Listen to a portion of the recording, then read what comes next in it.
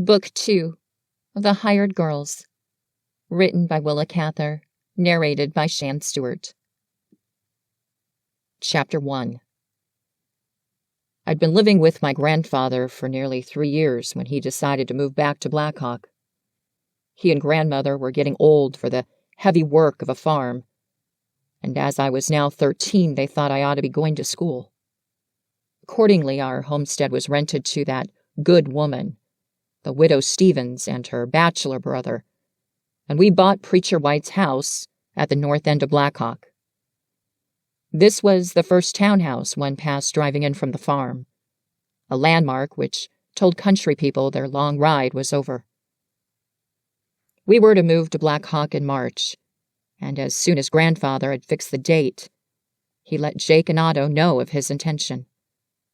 Otto said he would not be likely to find another place that suited him so well, that he was tired of farming and thought he would go back to what he called the Wild West. Jake Marpole, lured by Otto's stories of adventure, decided to go with him. We did our best to dissuade Jake. He was so handicapped by illiteracy and by his trusting disposition that he would be an easy prey to sharpers. Grandmother begged him to stay among kindly Christian people where he was known, but there was no reasoning with him. He wanted to be a prospector.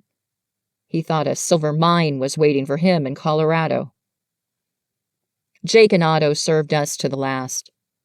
They moved us into town, put down the carpets in our new house, made shelves and cupboards for grandmother's kitchen, and seemed loath to leave us. But at last they went, without warning. Those two fellows had been faithful to us through sun and storm, had given us things that could not be bought in any market in the world. With me, they had been like older brothers, had restrained their speech and manners out of care for me and given me so much good comradeship. Now they got on the westbound train one morning in their Sunday clothes, with their oilcloth valises, and I never saw them again. Months afterward, we got a card from Otto, saying that Jake had been down with mountain fever, but now they were both working in the Yankee Girl mine and were doing well. I wrote to them at that address, but my letter was returned to me unclaimed. After that, we never heard from them. Black Hawk, the new world in which we had come to live, was a clean, well-planted little prairie town with white fences and good green yards about the dwellings, wide, dusty streets, and shapely little trees growing along the wooden sidewalks. In the center of the town, there were 2 rows of new brick store buildings, a brick schoolhouse, the courthouse, and 4 white churches. Our own house looked down over the town, and from our upstairs windows, we could see the winding line of the river bluffs 2 miles south of us. That river was to be my compensation for the lost freedom of the farming country. We came to Black Hawk in March, and by the end of April we felt like town people. Grandfather was a deacon in the new Baptist church. Grandmother was busy with church suppers and missionary societies. And I was quite another boy, or thought I was. Suddenly put down among boys of my own age. I found I had a great deal to learn, and before the spring term of school was over, I could fight, play keeps, tease the little girls, and use forbidden words, as well as any boy in my class. I was restrained from utter savagery only by the fact that Mrs. Harling, our nearest neighbor, kept an eye on me, and if my behavior went beyond certain bounds, I was not permitted to come into her yard or to play with her jolly children. We saw more of our country neighbors now than when we lived on the farm. Our house was a convenient stopping place for them. We had a big barn where the farmers could put up their teams, and their women folk more often accompanied them, now that they could stay with us for dinner and rest and set their bonnets right before they went shopping. The more our house was like a country hotel, the better I liked it. I was glad when I came home from school at noon to see a farm wagon standing in the backyard. And I was always ready to run downtown to get beefsteak or baker's bread for unexpected company. All through that first spring and summer, I kept hoping that Ambrose would bring Antonia and Yolka to see our new house. I wanted to show them our red plush furniture and the trumpet-blowing cherubs the German paper hanger had put on our parlor ceiling. When Ambrose came to town, however, he came alone. And though he put his horses in our barn, he would never stay for dinner or tell us anything about his mother and sisters. If we ran out and questioned him as he was slipping through the yard, he would merely work his shoulders about in his coat and say, "Day all right, I guess." Mrs. Stevens, who now lived on our farm, grew as fond of Antonia as we had been, and always brought us news of her. All through the wheat season, she told us, Ambrose hired his sister out like a man, and she went farm to farm, binding sheaves or working with the threshers. The farmers liked her and were kind to her, said they would rather have her for a hand than Ambrose. When fall came, she was to husk corn for the neighbors until Christmas, as she had done the year before.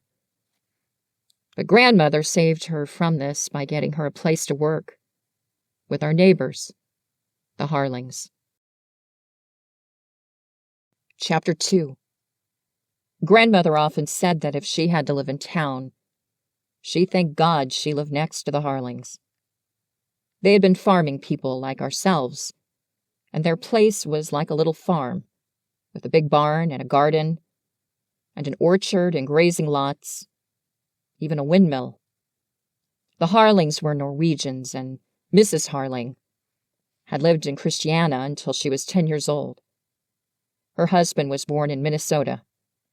He was a grain merchant and cattle buyer, and was generally considered the most enterprising businessman in our county.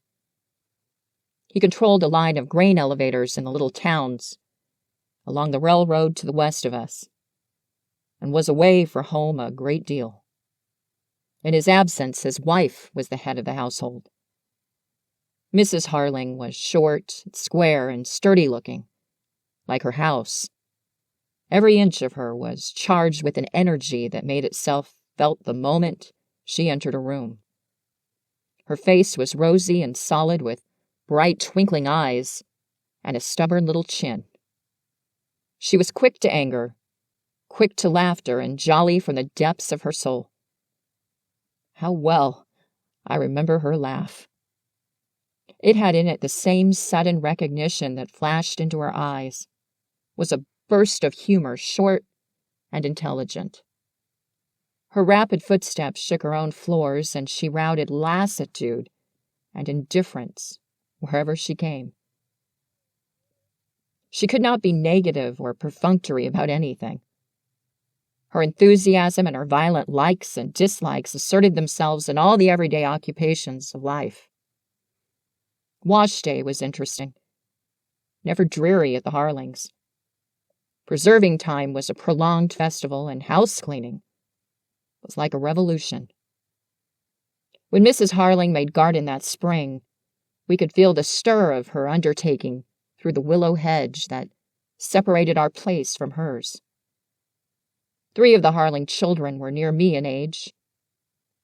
Charlie, the only son, they had lost an older boy, was 16. Julia, who was known as the musical one, was 14 when I was, and Sally, the tomboy with short hair, was a year younger. She was nearly as strong as I and uncannily clever at all boys' sports.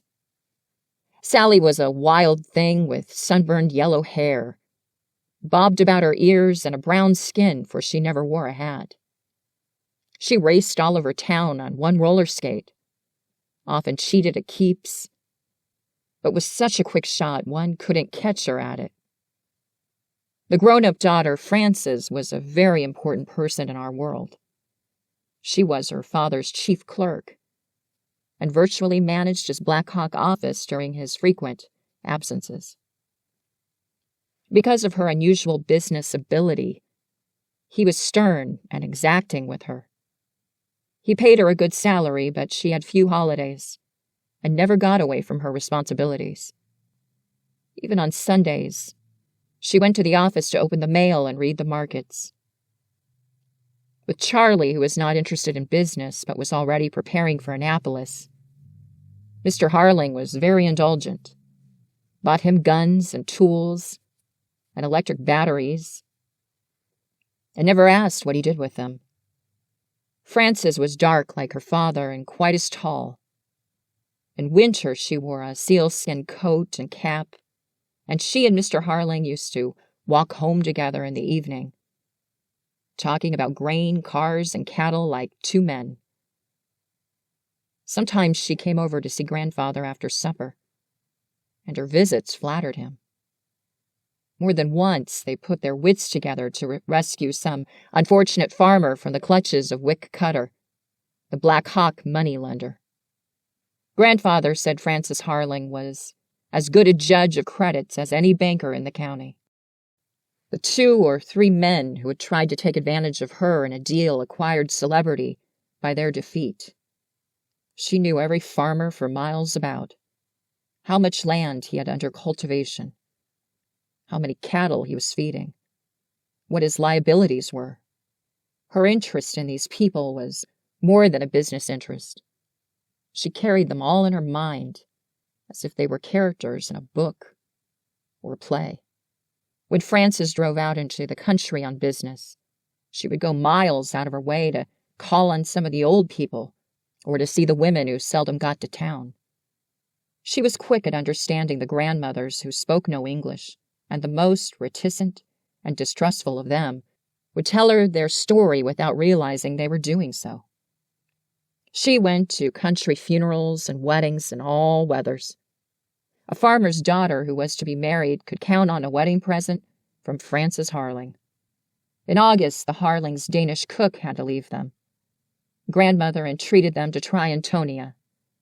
She cornered Ambrose the next time he came to town and pointed out to him that any connection with Christian Harling would strengthen his credit and be of an advantage to him. One Sunday, Mrs. Harling took the long ride out to the Shimerdas with Frances. She said she wanted to see what the girl came from and to have a clear understanding with her mother. I was in our yard when they came driving home, just before sunset. They laughed and waved to me as they passed, and I could see they were in great good humor.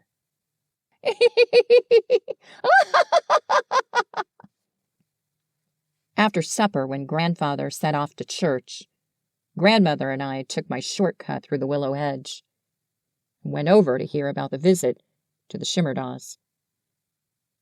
We found Mrs. Harling with Charlie and Sally on the front porch, resting after her hard drive. Julia was in the hammock. She was fond of repose, and Frances was at the piano, playing without a light and talking to her mother through the open window. Mrs. Harling laughed when she saw us coming. "I expect you left your dishes on the table tonight, Mrs. Burden," she called. Frances shut the piano and came out to join us. They had liked Antonia from their first glimpse of her, felt they knew exactly what kind of girl she was. As for Mrs. Shimerda, they found her very amusing. Mrs. Harling chuckled whenever she spoke of her. "I expect I am more at home with that sort of bird than you are, Mrs. Burden. They're a pair, Ambrose, and that old woman." They had a long argument with Ambrose about Antonia's allowance for clothes and pocket money. It was his plan that every cent of his sister's wages should be paid over to him each month, and he would provide her with such clothing as he thought necessary. But Mrs. Harling told him firmly that she would keep $50 a year for Antonia's own use. He declared they wanted to take his sister to town, dress her up, and make a fool of her. Mrs. Harling gave us a lively account of Ambrose's behavior throughout the interview, how he kept jumping up and putting on his cap, as if he were through with the whole business, and how his mother tweaked his coat tail and prompted him in Bohemian. Mrs. Harling finally agreed to pay $3 a week for Antonia's services. Good wages in those days. And to keep her in shoes. There had been hot dispute about the shoes, Mrs. Shimerda finally saying persuasively that she would send Mrs. Harling 3 fat geese every year to make even. Ambrose was to bring his sister to town next Saturday. "She'll be awkward and rough at first, like enough," Grandmother said anxiously. "But unless she's been spoiled by the hard life she's led, she has it in her to be a real hopeful girl." Mrs. Harling laughed her quick, decided laugh. "Oh, I'm not worried, Mrs. Burden. I can bring something out of that girl. She's barely 17, not too old to learn new ways. She's good-looking, too," she added warmly. Frances turned to Grandmother. "Oh, yes, Mrs. Burden, you didn't tell us that. She was working in the garden when we got there, barefoot and ragged. But she has such fine brown legs and arms, and splendid color in her cheeks, like those big dark red plums." We were pleased at this praise. Grandmother spoke feelingly. "When she first came to this country, Frances, and had that genteel old man to watch over her, she was as pretty a girl as ever I saw. But dear me, what a life she's led out in the fields with those rough threshers. Things would have been very different with poor Antonia if her father had lived." The Harlings begged us to tell them about Mr. Shimerda's death and the big snowstorm. By the time we saw Grandfather coming home from church, we had told them pretty much all we knew of the Shimerdas. "The girl will be happy here, and she'll forget those things," said Mrs. Harling confidently as we rose to take our leave. Chapter 3. On Saturday, Ambrose drove up to the back gate, and Antonia jumped down from the wagon and ran into our kitchen, just as she used to do. She was wearing shoes and stockings, and was breathless and excited. She gave me a playful shake by the shoulders. "You ain't forgot about me, Jim?" Grandmother kissed her. "God bless you, child. Now you've come, you must try to do right and be a credit to us." Antonia looked eagerly about the house and admired everything. "Maybe I'd be the kind of girl you like better now I come to town," she suggested hopefully. How good it was to have Antonia near us again, to see her every day and almost every night. Her greatest fault, Mrs. Harling found, was that she so often stopped her work and fell to playing with the children. She would race about the orchard with us, or take sides in our hay fights in the barn, or be the old bear that came down from the mountain and carried off Nina. Tony learned English so quickly that by the time school began, she could speak as well as any of us. I was jealous of Tony's admiration for Charlie Harling, because he was always first in his classes at school, and could mend the water pipes or the doorbell, and take the clock to pieces. She seemed to think him a sort of prince. Nothing that Charlie wanted was too much trouble for her. She loved to put up lunches for him when he went hunting, to mend his ball gloves, and sew buttons on his shooting coat, baked the kind of nut cake he liked, and fed his setter dog when he was away on trips with his father. Antonia had made herself cloth working slippers out of Mr. Harling's old coats, and in these she went padding about after Charlie, fairly panting with eagerness to please him. Next to Charlie, I think she loved Nina best. Nina was only 6, and she was rather more complex than the other children. She was fanciful, had all sorts of unspoken preferences, and was easily offended. At the slightest disappointment or displeasure, her velvety brown eyes filled with tears, and she would lift her chin and walk silently away. If we ran after her and tried to appease her, it did no good. She walked on unmollified. I used to think that no eyes in the world could grow so large or hold so many tears as Nina's. Mrs. Harling and Antonia invariably took her part. We were never given a chance to explain. The charge was simply, You have made Nina cry. Now Jimmy can go home, and Sally must get her arithmetic. I liked Nina, too. She was so quaint and unexpected, and her eyes were lovely. But I often wanted to shake her. We had jolly evenings at the Harlings when the father was away. If he was at home, the children had to go to bed early, or they came over to my house to play. Mr. Harling not only demanded a quiet house, he demanded all his wife's attention. He used to take her away to their room in the West L and talk over his business with her all evening. Though we did not realize it then, Mrs. Harling was our audience when we played, and we always looked to her for suggestions. Nothing flattered one like her quick laugh. Mr. Harling had a desk in his bedroom, and his own easy chair by the window in which no one else ever sat. On the nights when he was at home, I could see a shadow on the blind, and it seemed to me an arrogant shadow. Mrs. Harling paid no heed to anyone else if he was there. Before he went to bed, she always got him a lunch of smoked salmon or anchovies and beer. He kept an alcohol lamp in his room, and a French coffee pot, and his wife made coffee for him at any hour of the night he happened to want it. Most Black Hawk fathers had no personal habits outside their domestic ones. They paid the bills, pushed the baby carriage after office hours, moved the sprinkler about over the lawn, and took the family driving on Sunday. Mr. Harling, therefore, seemed to me autocratic and imperial in his ways. He walked, talked, put on his gloves, shook hands like a man who felt that he had power. He was not tall, but he carried his head so haughtily that he looked a commanding figure. And there was something daring and challenging in his eyes. I used to imagine that the nobles of whom Antonia was always talking probably looked very much like Christian Harling, wore caped overcoats like his, and just such a glittering diamond upon the little finger. Except when the father was at home, the Harling house was never quiet.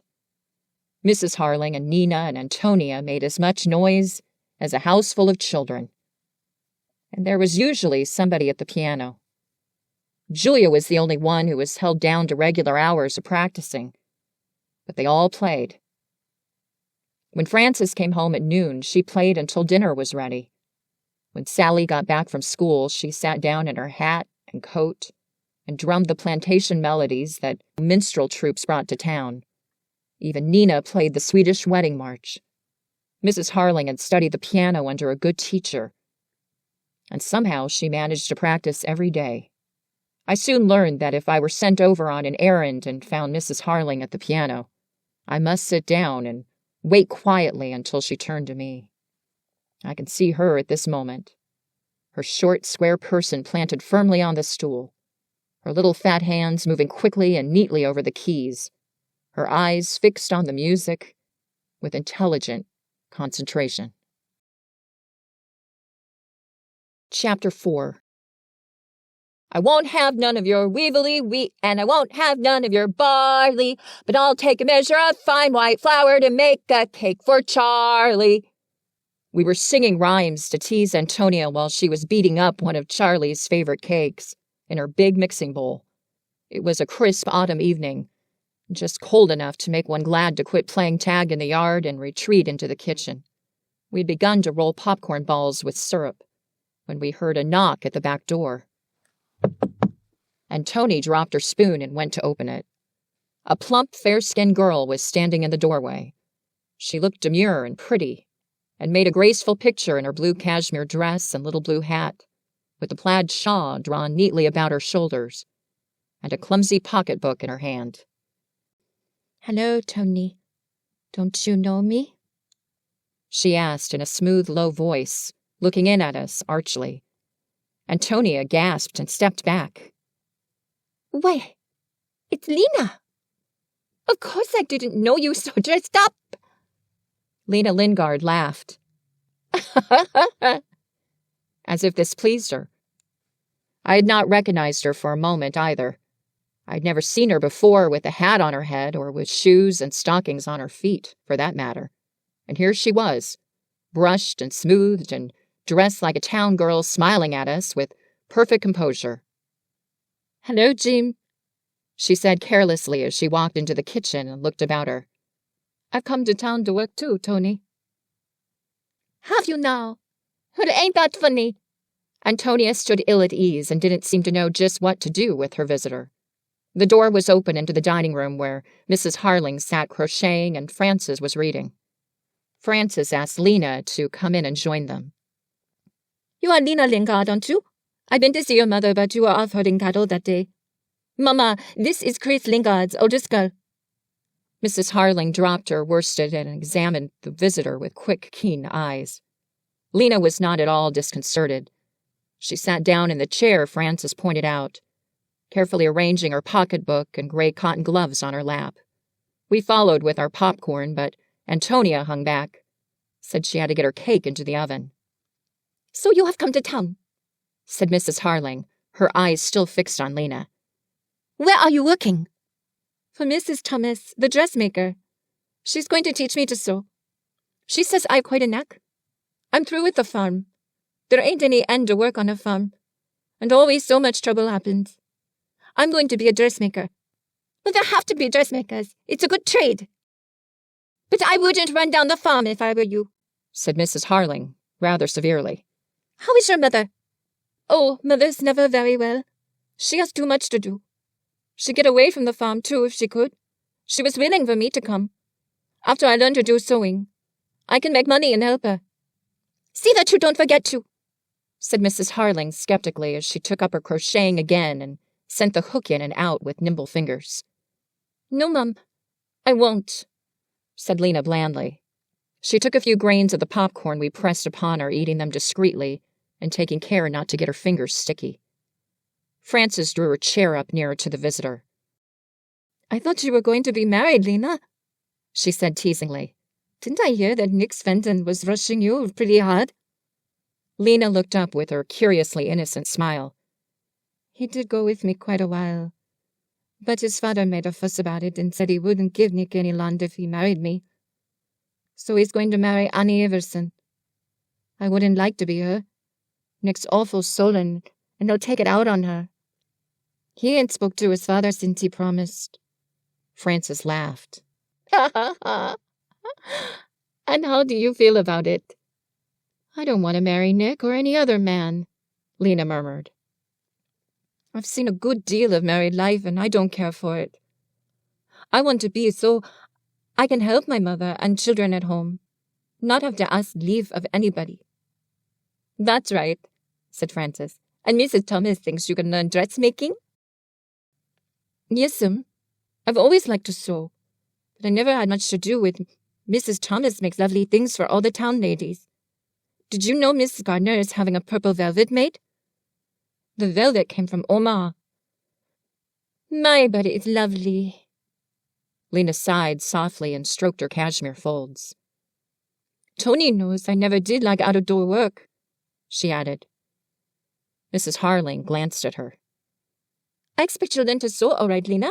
You'll only keep your head and not go gadding about to dances all the time and neglect your work, the way some country girls do." "Yes'm. Tiny Soderball is coming to town, too. She's going to work at the Boys' Home Hotel. She'll see lots of strangers," Lena added wistfully. "Too many like enough," said Mrs. Harling. "I don't think a hotel is a good place for a girl, though. I guess Mrs. Gardner keeps an eye on her waitresses."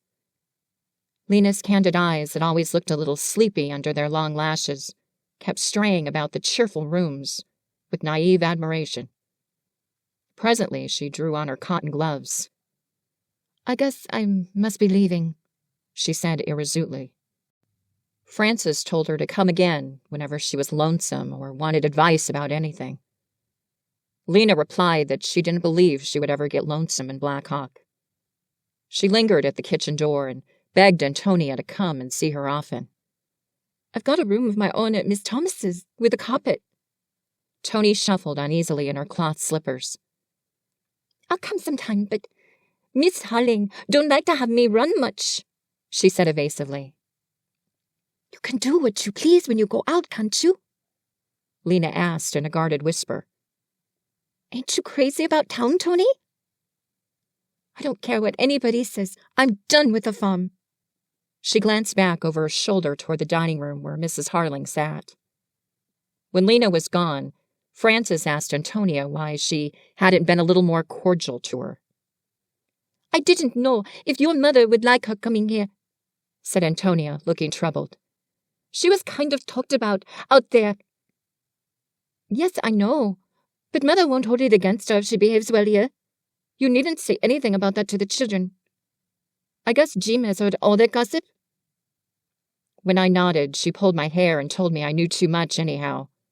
We were good friends, Frances and I. I ran home to tell Grandmother that Lena Lingard had come to town. We were glad of it, for she had a hard life on the farm. Lena lived in the Norwegian settlement west of Squaw Creek, and she used to herd her father's cattle in the open country between his place and the Shimerdas. Whenever we rode over in that direction, we saw her out among her cattle, bareheaded and barefooted, scantily dressed, in tattered clothing, always knitting as she watched her herd. Before I knew Lena, I thought of her as something wild that always lived on the prairie because I had never seen her under a roof.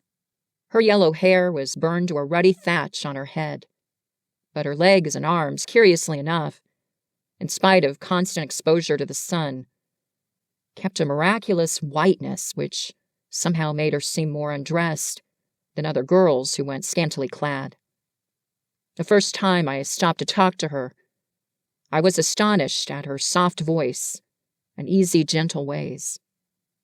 The girls out there usually got rough and mannish after they went to herding, but Lena asked Jake and me to get off our horses and stay a while, and behaved exactly as if she were in a house and were accustomed to having visitors. She was not embarrassed by her ragged clothes, and treated us as if we were old acquaintances. Even then, I noticed the unusual color of her eyes, a shade of deep violet, and their soft, confiding expression. Chris Lingard was not a very successful farmer, and he had a large family.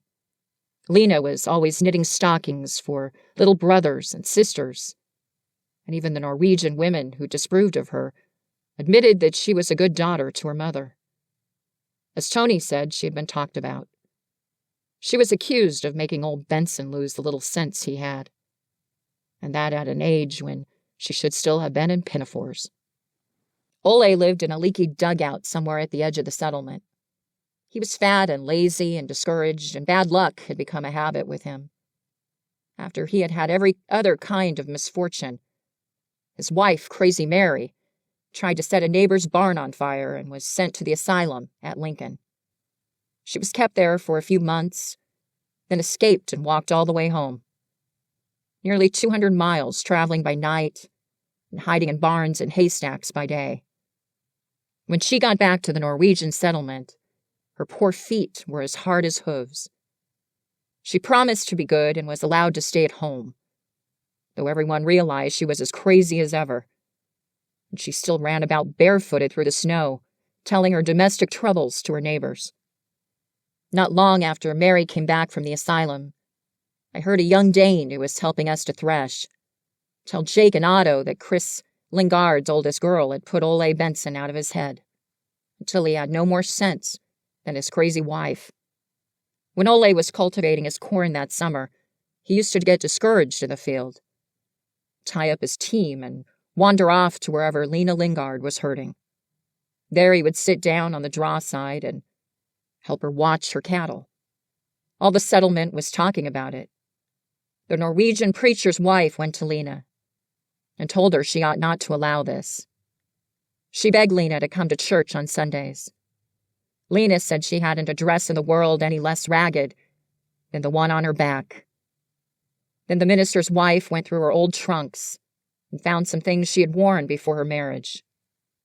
The next Sunday, Lena appeared at church a little late, with her hair done up neatly on her head, like a young woman wearing shoes and stockings, and the new dress, which she had made over for herself, very becomingly. The congregation stared at her until that morning no one, unless it were Ole, had realized how pretty she was, or that she was growing up. The swelling lines of her figure had been hidden under the shapeless rags she wore in the fields. After the last hymn had been sung, and the congregation was dismissed, Ole slipped out to the hitch bar and lifted Lena on her horse. That in itself was shocking. A married man was not expected to do such things. But it was nothing to the scene that followed. Crazy Mary darted out from the group of women at the church door and ran down the road after Lena, shouting horrible threats.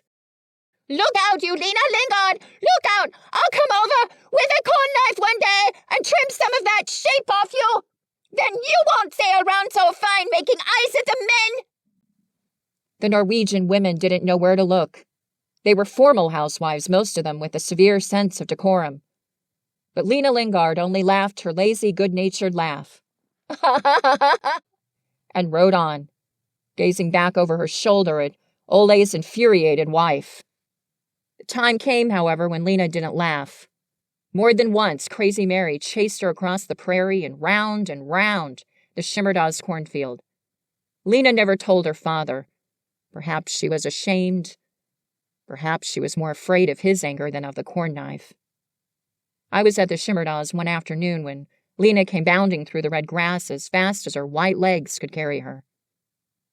She ran straight into the house and hid in Antonia's feather bed. Mary was not far behind. She came right up to the door and made us feel how sharp her blade was, showing us very graphically just what she meant to do to Lena. Mrs. Shimerda, leaning out of the window, enjoyed the situation keenly and was sorry when Antonia sent Mary away, mollified by an apronful of bottled tomatoes. Lena came out from Tony's room behind the kitchen, very pink from the heat of the feathers, but otherwise calm. She begged Antonia and me to go with her and help get her cattle together. They were scattered and might be gorging themselves in somebody's cornfield. "Maybe you lose a steer and learn not to make somethings with your eyes at married men," Mrs. Shimerda told her hectoringly. Lena only smiled her sleepy smile. "I never make anything to him with my eyes. I can't help if he hangs around. I can't order him off. It ain't my prairie." Chapter 5.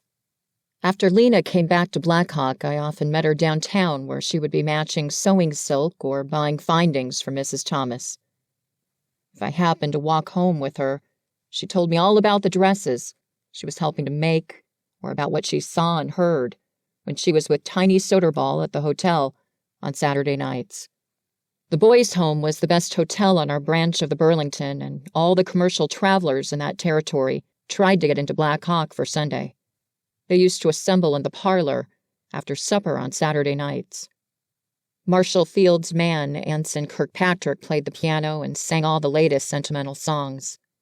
After Tiny had helped the cook wash the dishes, she and Lena sat on the other side of the double doors between the parlor and the dining room, listening to the music and giggling at the jokes and stories.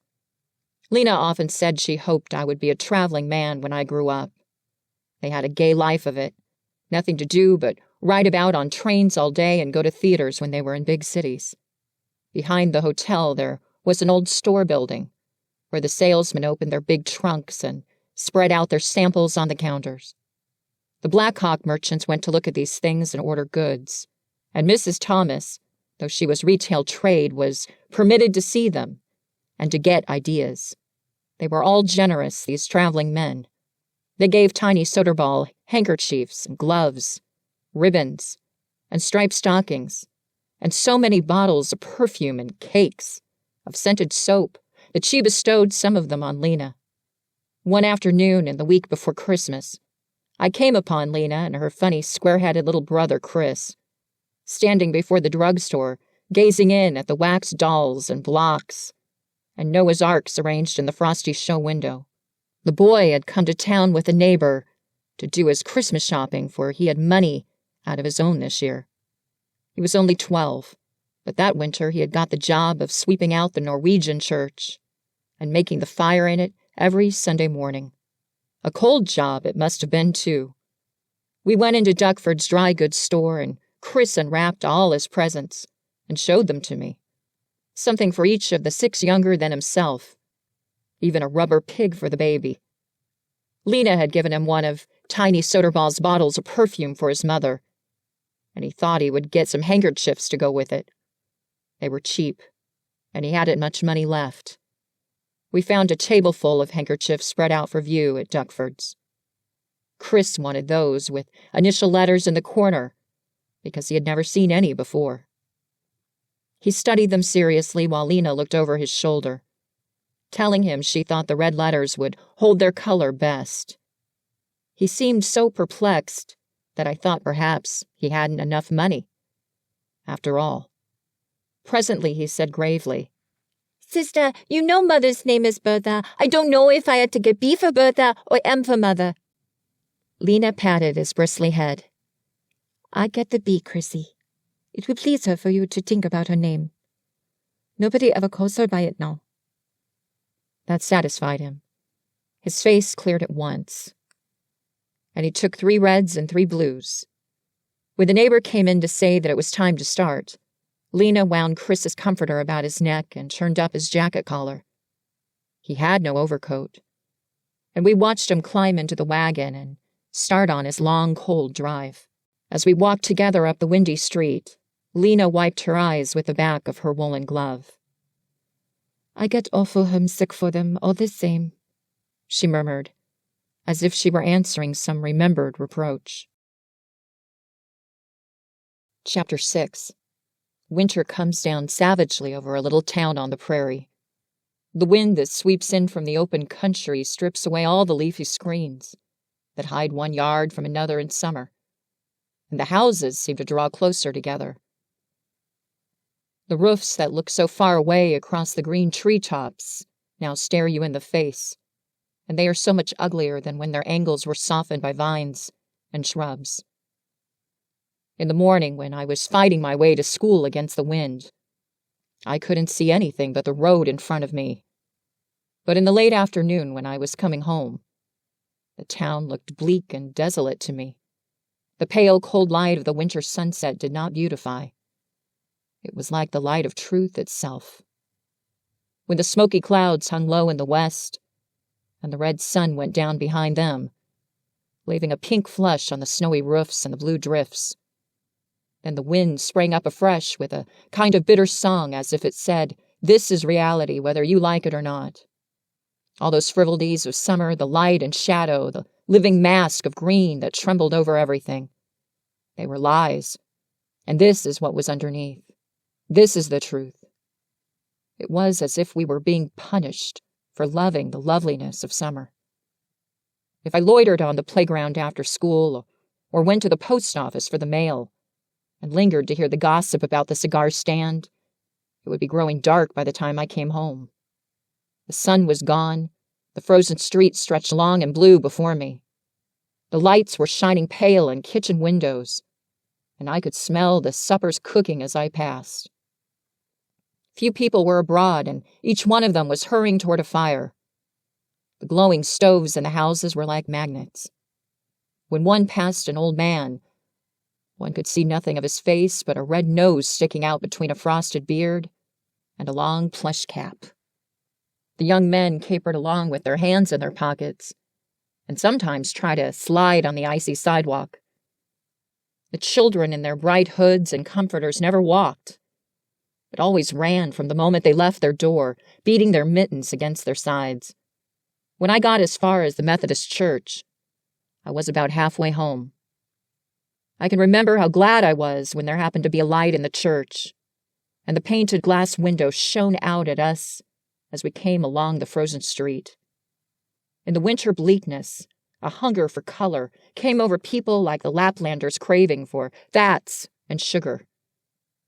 Without knowing why, we used to linger on the sidewalk outside the church when the lamps were lighted, early for choir practice or prayer meeting, shivering and talking until our feet were like lumps of ice. The crude reds and greens and blues of that colored glass held us there. On winter nights, the lights in the Harlings' windows drew me like the painted glass. Inside that warm, roomy house, there was color, too. After supper, I used to catch up my cap, stick my hands in my pockets, and dive through the willow hedge as if witches were after me. Of course, if Mr. Harling was at home, if his shadow stood out on the blind of the west room, I did not go in, but turned and walked home by the long way through the street, wondering what book I should read as I sat down with the two old people. Such disappointments only gave greater zest to the nights, when we acted charades or had a costume ball in the back parlor, with Sally always dressed like a boy. Frances taught us to dance that winter, and she said from the first lesson that Antonia would make the best dancer among us. On Saturday nights, Mrs. Harling used to play the old operas for us. Martha, Norma, Rigoletto, telling us the story while she played. Every Saturday night was like a party. The parlor, the back parlor, and the dining room were warm and brightly lighted with comfortable chairs and sofas and gay pictures on the walls. One always felt at ease there. Antonia brought her sewing and sat with us. She was already beginning to make pretty clothes for herself. After the long winter evenings on the prairie with Ambrosia's sullen silences and her mother's complaints, the Harlings' house seemed, as she said, like heaven to her. She was never too tired to make taffy or chocolate cookies for us. If Sally whispered in her ear or Charlie gave her 3 winks, Tony would rush into the kitchen and build a fire in the range, on which she had already cooked 3 meals that day. While we sat in the kitchen waiting for the cookies to bake or the taffy to cool, Nina used to coax Antonia to tell her stories about the calf that broke its leg, or how Yulka saved her little turkeys from drowning in the freshet, or about old Christmases and weddings in Bohemia. Nina interrupted the stories about the creche fancifully, and in spite of her derision, she cherished a belief that Christ was born in Bohemia, a short time before the Shimerdas left that country. We all liked Tony's stories. Her voice had a peculiarly engaging quality. It was deep, a little husky, and one always heard the breath vibrating behind it. Everything she said seemed to come right out of her heart. One evening, when we were picking out kernels for walnut taffy, Tony told us a news story. Mrs. Harling, did you ever hear about what happened up in Norwegian settlement last summer? When I was threshing there, we were at Everson's, and I was driving one of the grain wagons. Mrs. Harling came out and sat down among us. Could you throw the wheat into the bin yourself, Tony? She knew what heavy work it was. Yes, ma'am, I did. I could shovel just as fast as that fat Anderton boy that drove the other wagon. One day it was just awful hot. When we got back to the field from dinner, we took things kind of easy. The men put in the horses and got machine going, and Ole Everson was up on deck cutting bands. I was sitting against a straw stack trying to get some shade. My wagon wasn't going out first, and somehow I felt the heat awful that day.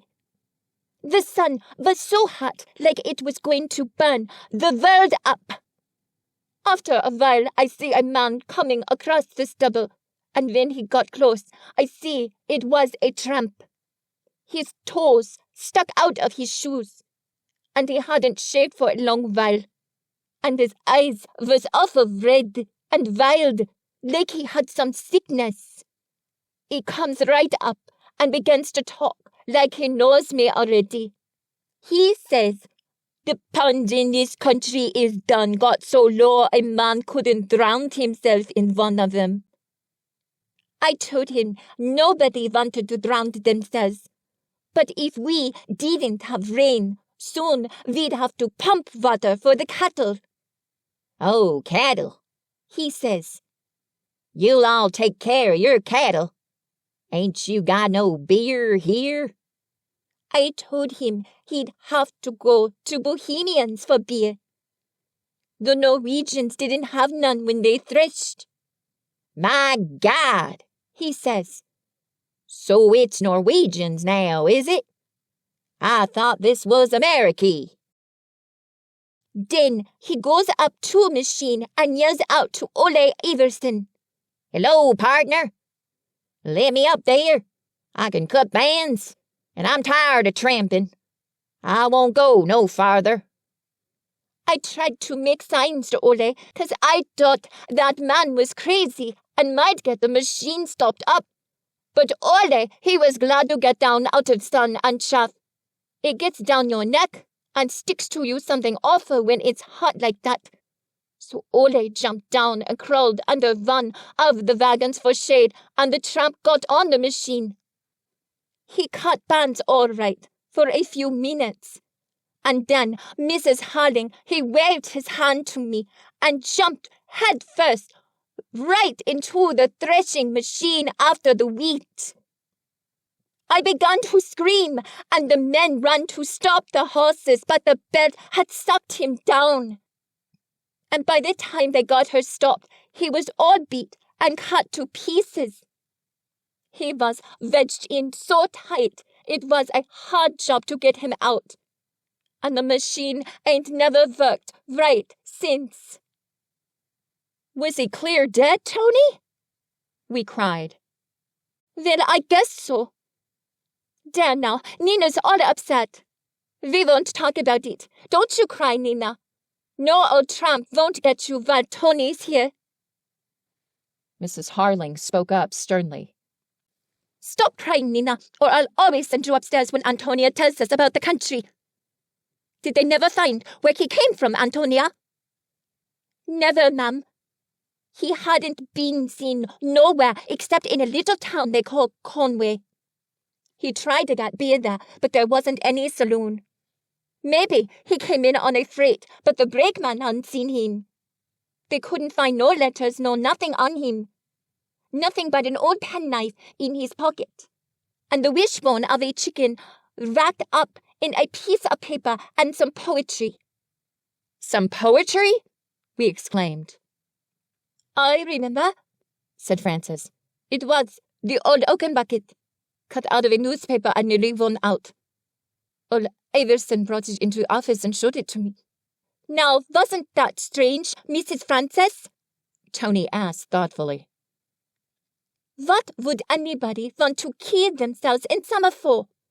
In threshing time, too. It's nice everywhere, then. So it is, Antonia, said Mrs. Harling heartily. Maybe I'll go home and help you thresh next summer. Isn't that taffy nearly ready to eat? I've been smelling it a long while. There was a basic harmony between Antonia and her mistress. They had strong, independent natures, both of them. They knew what they liked and were not always trying to imitate other people. They loved children and animals and music and rough play and digging in the earth. They liked to prepare rich, hearty food and to see people eat it, to make up soft white beds and to see youngsters asleep in them. They ridiculed conceited people and were quick to help unfortunate ones. Deep down in each of them there was a kind of hearty joviality, a relish of life. Not over-delicate, but very invigorating. I never tried to define it, but I was distinctly conscious of it. I could not imagine Antonia's living for a week in any other house in Black Hawk. Chapter 7. Winter lies too long in country towns, hangs on until it's stale and shabby, old and sullen. On the farm, the weather was the great fact, and men's affairs went on underneath it, as the streams creep under the ice. But in Black Hawk, the scene of human life was spread out shrunken and pinched, frozen down to the bare stalk. Through January and February, I went to the river with the Harlings on clear nights, and we skated up to the big island and made bonfires on the frozen sand. But by March, the ice was rough and choppy, and the snow on the river bluffs was gray and mournful-looking. I was tired of school, tired of winter clothes, of the rutted streets, of the dirty drifts, and the piles of cinders that had lain in the yard so long. There was only one break in the dreary monotony of that month, when blind Darnall, the pianist, came to town. He gave a concert at the Opera House on Monday night, and he and his manager spent Saturday and Sunday at our comfortable hotel. Mrs. Harling had known Darnall for years. She told Antonia she'd better go to see Tiny that Saturday evening, as there would certainly be music at the boys' home. Saturday night after supper, I ran downtown to the hotel and slipped quietly into the parlor. The chairs and sofas were already occupied, and the air smelled pleasantly of cigar smoke. The parlor had once been 2 rooms, and the floor was sway back to where the partition had been cut away. The wind from what without made waves on the long carpet. A coal stove glowed at either end of the room, and the grand piano in the middle stood open. There was an atmosphere of unusual freedom about the house that night, for Mrs. Gardner had gone to Omaha for a week. Johnny had been having drinks with the guests until he was rather absent-minded. It was Mrs. Gardner who ran the business and looked after everything. Her husband stood at the desk and welcomed incoming travelers. He was a popular fellow, but no manager. Mrs. Gardner was admittedly the best-dressed woman in Black Hawk, drove the best horse, and had a smart trap and a little white and gold sleigh. She seemed indifferent to her possessions, was not half so solicitous about them as her friends were. She was tall, dark, severe, with something Indian-like in the rigid immobility of her face. Her manner was cold, and she talked little. Guests felt that they were receiving, not conferring, a favor when they stayed at her house. Even the smartest traveling men were flattered when Mrs. Gardner stopped to chat with them for a moment. The patrons of the hotel were divided into 2 classes, those who had seen Mrs. Gardner's diamonds and those who had not. When I stole into the parlor, Anson Kirkpatrick, Marshall Field's man, was at the piano, playing airs from a musical comedy then running in Chicago. He was a dapper little Irishman, very vain, homely as a monkey, with friends everywhere and a sweetheart in every port, like a sailor. I did not know all the men who were sitting about, but I recognized a furniture salesman from Kansas City, a drug man, and Willie O'Reilly, who traveled for a jewelry house and sold musical instruments. The talk was all about good and bad hotels, actors, actresses, and musical prodigies. I learned that Mrs. Gardner had gone to Omaha to hear Booth and Barrett, who were to play there next week, and that Mary Anderson was having a great success in A Winter's Tale in London. The door from the office opened and Johnny Gardner came in, directing blind Darnall. He would never consent to being led. He was a heavy, bulky mulatto on short legs, and he came tapping the floor in front of him with his gold-headed cane. His yellow face was lifted in the light with a show of white teeth, all grinning, and his shrunken, papery eyelids lay motionless over his blind eyes. "Good evening, gentlemen. No ladies here? Good evening, gentlemen. We're going to have a little music. Oh, some of you gentlemen going to play for me this evening?" It was a soft, amiable voice, like those I remembered from early childhood, with a note of docile subservience in it. Nothing behind the ears but folds of neck under close-clipped wool. He would have been repulsive if his face had not been so kindly and happy. It was the happiest face I had seen since I left Virginia. He felt his way directly to the piano, and the moment he sat down I noticed the nervous infirmity of which Mrs. Harling had told me. When he was sitting or standing still, he swayed back and forth, incessantly like a rocking toy. At the piano, he swayed in time to the music, and when he was not playing, his body kept up this motion like an empty mill grinding on. He found the pedals and tried them, ran his yellow hands up and down the keys a few times, tinkling off scales, and turned to the company. "She seems all right, gentlemen. Nothing happened to her since the last time I was here. Mrs. Gardner, she always has this piano tuned up before I come. Now, gentlemen, I expect you've all got grand voices. Seems like we might have some good old plantation songs tonight."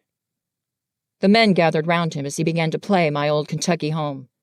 They sang one Negro melody after another, while the mulatto sat rocking himself, his head thrown back, his yellow face lifted, his shriveled eyelids never fluttering. He was born in the far south on the Darnall plantation, where the spirit, if not the fact, of slavery persisted. When he was 3 weeks old, he had an illness which left him totally blind. As soon as he was old enough to sit up alone and toddle about, another affliction, the nervous motion of his body, became apparent. His mother, a boosome young Negro wench who was laundress for the Darnalls, concluded that her blind baby was not right in his head. She was ashamed of him. Well, she loved him devotedly, but he was so ugly with his sunken eyes and his fidgets that she hid him away from people. All the dainties she brought down from the big house were for the blind child, and she beat and cuffed her other children whenever she found them teasing him or trying to get his chicken bone away from him. He began to talk early, remembered everything he heard, and his mammy said he wasn't all wrong. She named him Samson because he was blind, but on the plantation he was known as Yellow Martha's simple child. He was docile and obedient, but when he was 6 years old he began to run away from home, always taking the same direction. He felt his way through the lilacs, along the boxwood hedge, up to the south wing of the big house where Miss Nellie Darnall practiced the piano every morning. This angered his mother more than anything else he could have done. She was so ashamed of his ugliness that she couldn't bear to have white folks see him. Whenever she caught him slipping away from the cabin, she whipped him unmercifully and told him what dreadful things old Mr. Darnall would do to him if he ever found him near the big house. But the next time Samson had a chance, he ran away again. If Miss Darnall stopped practicing for a moment and went toward the window, she saw this hideous little pygmy dressed in an old piece of sacking standing in the open space between the hollyhock rows, his body rocking automatically, his blind face lifted to the sun and wearing an expression of idiotic rapture. Often she was tempted to tell Martha that the child must be kept at home, but somehow the memory of his foolish, happy face deterred her. She remembered that his sense of hearing was nearly all he had, though it did not occur to her that he might have more of it than any other children. One day Samson was standing thus while Miss Nellie was playing her lesson to her music teacher. The windows were open. He heard them get up from the piano, talk a little while, and then leave the room. He heard the door close after them. He crept up to the front windows and stuck his head in. There was no one there. He could always detect the presence of anyone in a room. He put one foot over the windowsill and straddled it. His mother had told him over and over how his master would give him to the big mastiff if he ever found him meddling. Samson had got too near the mastiff's kennel once and had felt his terrible breath in his face. He thought about that, but he pulled in his other foot. Through the dark, he found his way to the thing, to his mouth. He touched it softly, and it answered kindly. He shivered and stood still. Then he began to feel it all over, ran his fingertips along the slippery sides, embraced the carved legs, tried to get some conception of its shape and size, of the space it occupied in primeval night. It was cold and hard, like nothing else in his black universe. He went back to its mouth, began at one end of the keyboard, and felt his way down into the mellow thunder as far as he could go. He seemed to know that it must be done with the fingers, not with fists or the feet. He approached this highly artificial instrument through a mere instinct and coupled himself to it, as if he knew it was to piece him out and make a whole creature of him. After he had tried over all the sounds, he began to finger out passages from things Miss Nellie had been practicing, passages that were already his, that lay under the bone of his pinched, conical little skull, definite as animal desires. The door opened. Miss Nellie and her music master stood behind it. But blind Samson, who was so sensitive to presences, did not know they were there.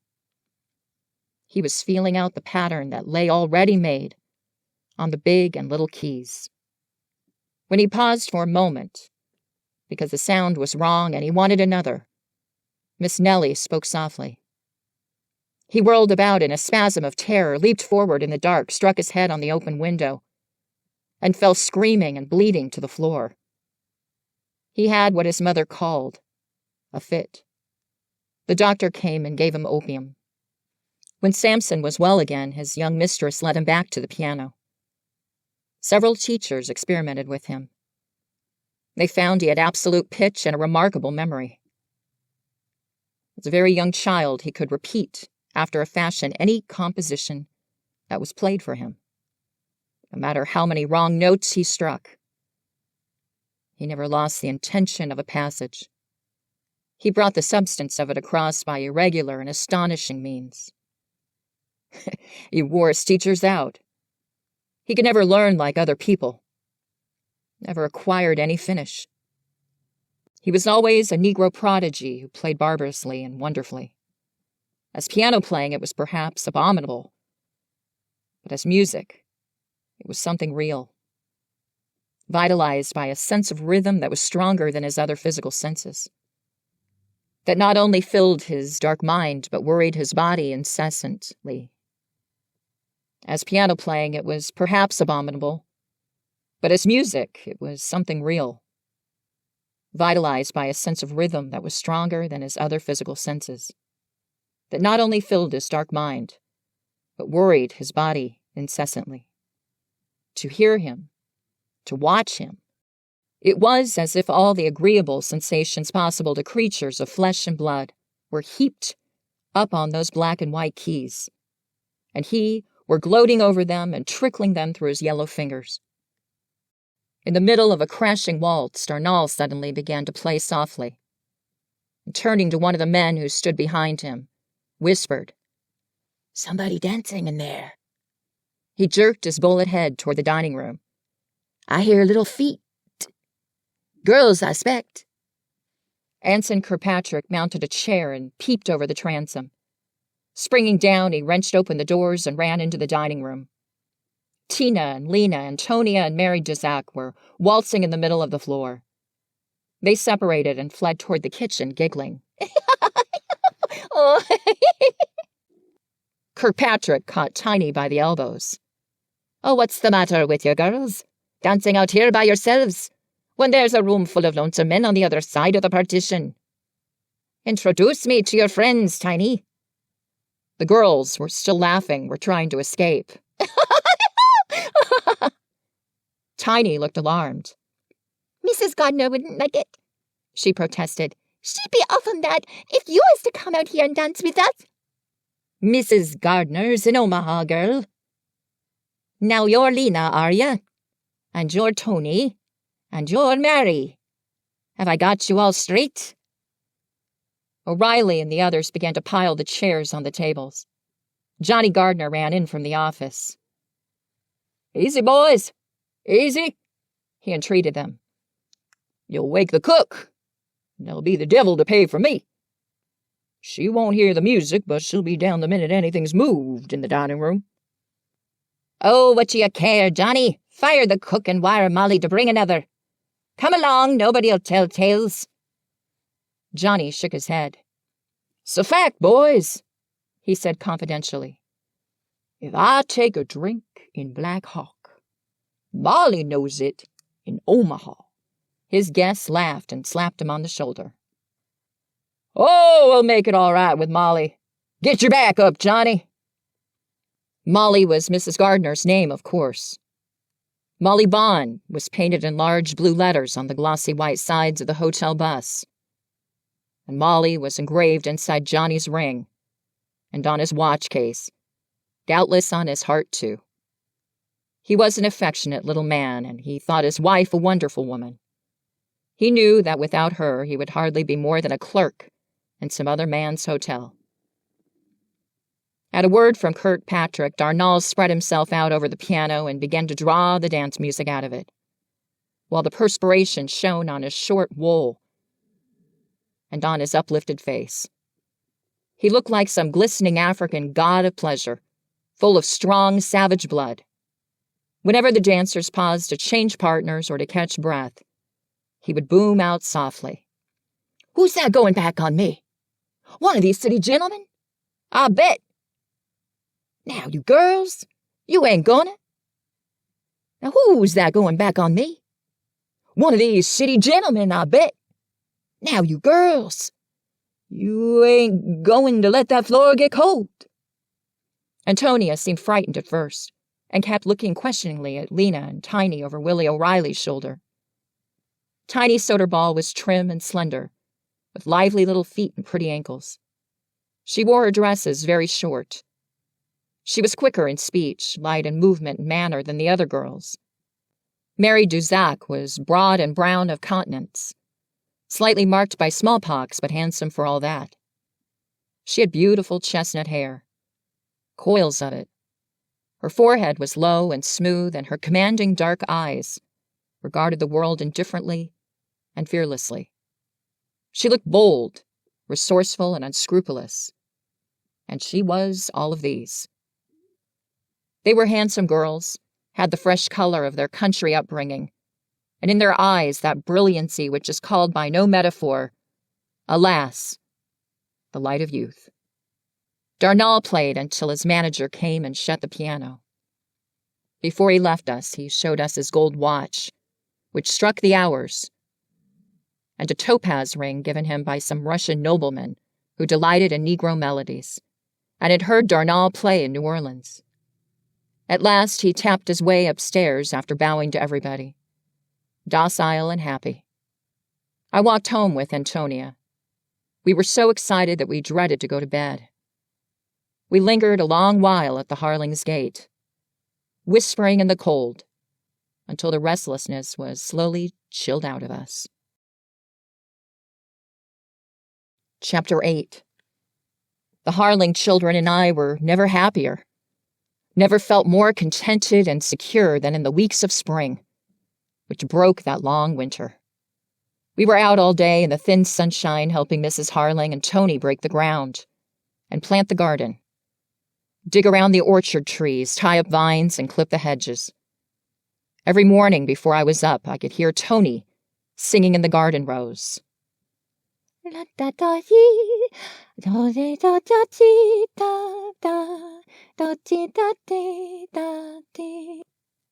After the apple and cherry trees broke into bloom, we ran about under them, hunting for the new nests the birds were building, throwing clods at each other and playing hide-and-seek with Nina. Yet the summer, which was to change everything, was coming nearer every day. When boys and girls are growing up, life can't stand still, not even the quietest of country towns. And they have to grow up whether they will or no. That is what their elders are always forgetting. It must have been in June, for Mrs. Harling and Antonia were preserving cherries, when I stopped one morning to tell them that a dancing pavilion had come to town. I had seen 2 drays hauling the canvas and painted poles up from the depot. That afternoon, 3 cheerful-looking Italians strolled about Black Hawk, looking at everything. And with them was a dark, stout woman who wore a long gold watch chain about her neck and carried a black lace parasol. They seemed especially interested in children and vacant lots. When I overtook them and stopped to say a word, I found them affable and confiding. They told me they worked in Kansas City in the winter, and in summer they went out among the farming towns with their tent and taught dancing. When business fell off in one place, they moved on to another. The dancing pavilion was put up near the Danish laundry on a vacant lot, surrounded by tall, arched cottonwood trees. It was very much like a merry-go-round tent with open sides and gay flags flying from the poles. Before the week was over, all the ambitious mothers were sending their children to the afternoon dancing class. At 3 o'clock, one met little girls in white dresses and little boys in the round-collared shirts of the time, hurrying along the sidewalk on their way to the tent. Mrs. Bonney received them at the entrance, always dressed in lavender with a great deal of black lace, her important watch chain lying on her bosom. She wore her hair on the top of her head, built up in a black tower with red coral combs. And when she smiled, she showed 2 rows of strong, crooked yellow teeth. She taught the little children herself, and her husband, the harpist, taught the older ones.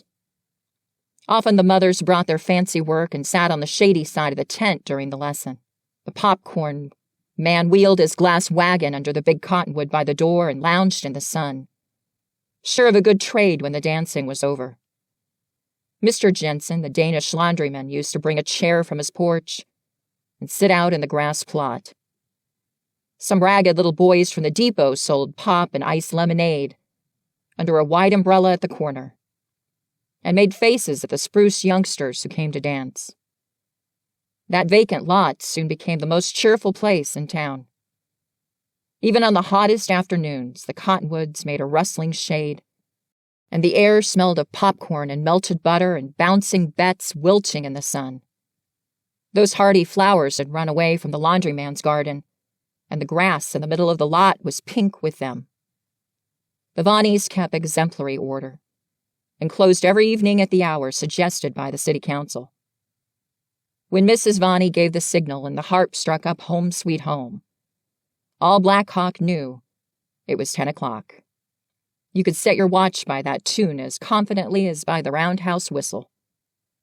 At last, there was something to do in those long, empty summer evenings, when the married people sat like images on their front porches, and the boys and girls tramped and tramped the board sidewalks, northward to the edge of the open prairie, south to the depot, then back again to the post office, the ice cream parlor, the butcher shop. Now there was a place where the girls could wear their new dresses, and where one could laugh aloud with being reproved by the ensuing silence. That silence seemed to ooze out of the ground, to hang under the foliage of the black maple trees with the bats and shadows. Now it was broken by light-hearted sounds. First, the deep purring of Mr. Vanni's harp came in silvery ripples through the blackness of the dusty-smelling night. Then the violins fell in. One of them was almost like a flute. They called so archly, so seductively, that our feet hurried toward the tent of themselves. Why hadn't we had a tent before? Dancing became popular now just as roller skating had been the summer before. The Progressive Euchre Club arranged with the Vannis for the exclusive use of the floor on Tuesday and Friday nights. At other times, anyone could dance who paid his money and was orderly. The railroad men, the roundhouse mechanics, the delivery boys, the icemen, the farmhands who lived near enough to ride into town after their day's work was over. I never missed a Saturday night dance. The tent was open until midnight then. The country boys came in from farms 8 and 10 miles away, and all the country girls were on the floor. Antonia and Lena and Tiny and the Danish laundry girls, and their friends. I was not the only boy who found these dances gayer than the others. The young men who belonged to the Progressive Euchre Club used to drop in late and risk a tiff with their sweethearts and general condemnation for a waltz with the hired girls. Chapter 9. There was a curious social situation in Black Hawk. All the young men felt the attraction of the fine, well-set-up country girls who had come to town to earn a living, and in nearly every case, to help the father struggle out of debt, or to make it possible for the younger children of the family to go to school. Those girls had grown up in the first bitter hard times, and had got little schooling themselves. But the younger brothers and sisters for whom they made such sacrifices and to who have had advantages never seem to me, when I meet them now, half as interesting or as well educated. The older girls who helped to break up the wild sod learned so much from life, from poverty, from their mothers and grandmothers. They had all, like Antonia, been early awakened and made observant by coming at a tender age from an old country to a new. I can remember a score of these country girls who were in service in Black Hawk during the few years I'd lived there, and I can remember something unusual and engaging about each of them. Physically, they were almost a race apart, and out-of-door work had given them a vigor which, when they got over their first shyness on coming to town, developed into a positive carriage and freedom of movement, and made them conspicuous among Black Hawk women. That was before the day of high school athletics. Girls who had to walk more than half a mile to school were pitied. There was not a tennis court in the town. Physical exercise was thought rather inelegant for the daughters of well-to-do families. Some of the high school girls were jolly and pretty, but they stayed indoors in winter because of the cold, and in summer because of the heat. When one danced with them, their bodies never moved inside their clothes. Their muscles seemed to ask but one thing: not to be disturbed. I remember those girls merely as faces in the schoolroom, gay and rosy or listless and dull, cut off below the shoulders like cherubs by the ink-smeared tops of the high desks that were surely put there to make us round-shouldered and hollow-chested. The daughters of Black Hawk merchants had a confident, uninquiring belief that they were refined, and that the country girls who worked out were not. The American farmers in our county were quite as hard-pressed as their neighbors from other countries. All alike had come to Nebraska with little capital and no knowledge of the soil they must subdue. All had borrowed money on their land, but no matter in what straits a Pennsylvanian or Virginian found himself, he would not let his daughters go out into service. Unless his girls could teach a country school, they sat at home in poverty. The Bohemian and Scandinavian girls could not get positions as teachers because they had had no opportunity to learn the language.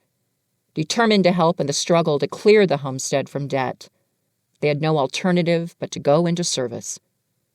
Some of them, after they came to town, remained as serious and as discreet in behavior as they had been when they plowed and herded on their father's farm. Others, like the 3 Bohemian Marys, tried to make up for the years of youth they had lost. But every one of them did what she had set out to do and sent home those hard-earned dollars. The girls I knew were always helping to pay for plows and reapers, brood sows, or steers to fatten. One result of this family solidarity was that the foreign farmers in our county were the first to become prosperous. After the fathers were out of debt, the daughters married the sons of neighbors, usually of like nationality. And the girls who once worked in Black Hawk kitchens are today managing big farms and fine families of their own. Their children are better off than the children of the town women they used to serve. I thought the attitude of the town people toward these girls very stupid.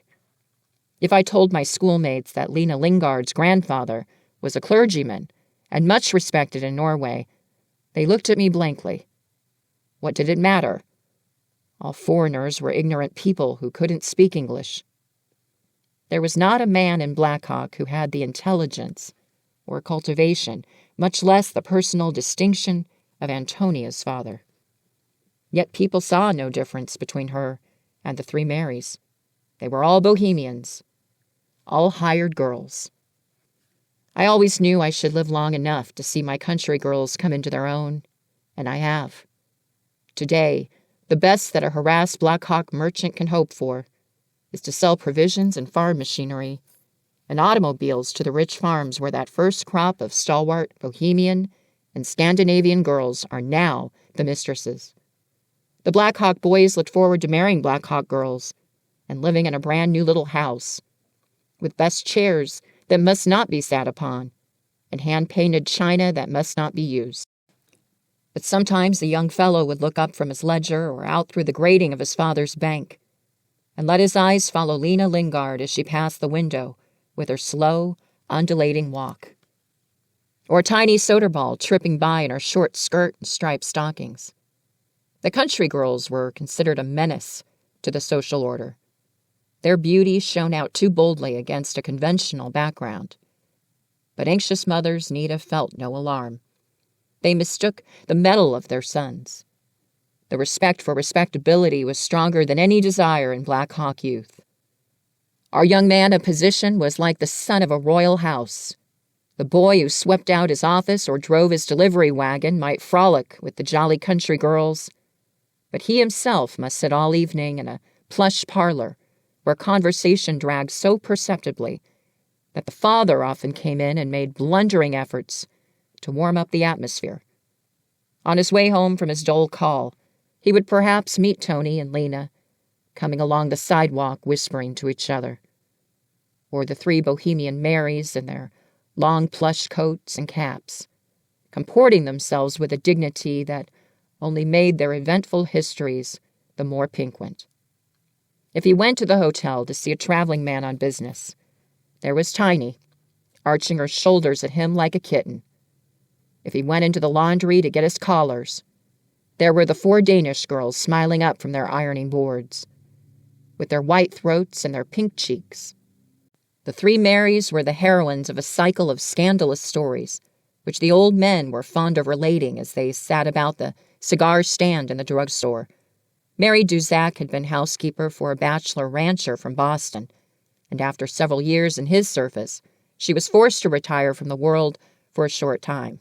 Later, she came back to town to take the place of her friend, Mary Svoboda, who was similarly embarrassed. The 3 Marys were considered as dangerous as high explosives to have about the kitchen. Yet they were such good cooks and such admirable housekeepers that they never had to look for a plate. The Vannies' tent brought the town boys and the country girls together on neutral ground. Sylvester Lovett, who was cashier in his father's bank, always found his way to the tent on Saturday night. He took all the dances Lena Lingard would give him, and even grew bold enough to walk home with her. If his sisters or their friends happened to be among the onlookers on popular nights, Sylvester stood back in the shadow under the cottonwood trees, smoking and watching Lena with a harassed expression. Several times I stumbled upon him there in the dark, and I felt rather sorry for him. He reminded me of old Benson, who used to sit on the draw side and watch Lena herd her cattle. Later in the summer, when Lena went home for a week to visit her mother, I heard from Antonia that young Lovett drove all the way out there to see her and took her buggy riding. In my ingenuousness, I hoped that Sylvester would marry Lena, and thus give all the country girls a better position in the town. Sylvester dallied about Lena until he began to make mistakes in his work. Had to stay at the bank until after dark to make his books balance. He was daft about her, and everyone knew it. To escape from his predicament, he ran away with a widow 6 years older than himself who owned a half section. This remedy worked, apparently. He never looked at Lena again, nor lifted his eyes as he ceremoniously tipped his hat when he happened to meet her on the sidewalk. So that was what they were like, I thought, these white-handed, high-collared clerks and bookkeepers. I used to glare at young Lovett from a distance and only wished I had some way of showing my contempt for him. Chapter 10. It was at the Vannis' tent that Antonia was discovered. Hitherto she had been looked upon more as a ward of the Harlings than as one of the hired girls. She had lived in their house and yard and garden. Her thoughts never seemed to stray outside that little kingdom. But after the tent came to town, she began to go about with Tiny and Lena and their friends. The Vannies often said that Antonia was the best dancer of them all. I sometimes heard murmurs in the crowd outside the pavilion that Mrs. Harling would soon have her hands full with that girl. The young men began to joke with each other about the Harlings' Tony, as they did about the Marshals' Anna or the gardener's Tiny. Antonia talked and thought of nothing but the tent. She hummed the dance tunes all day.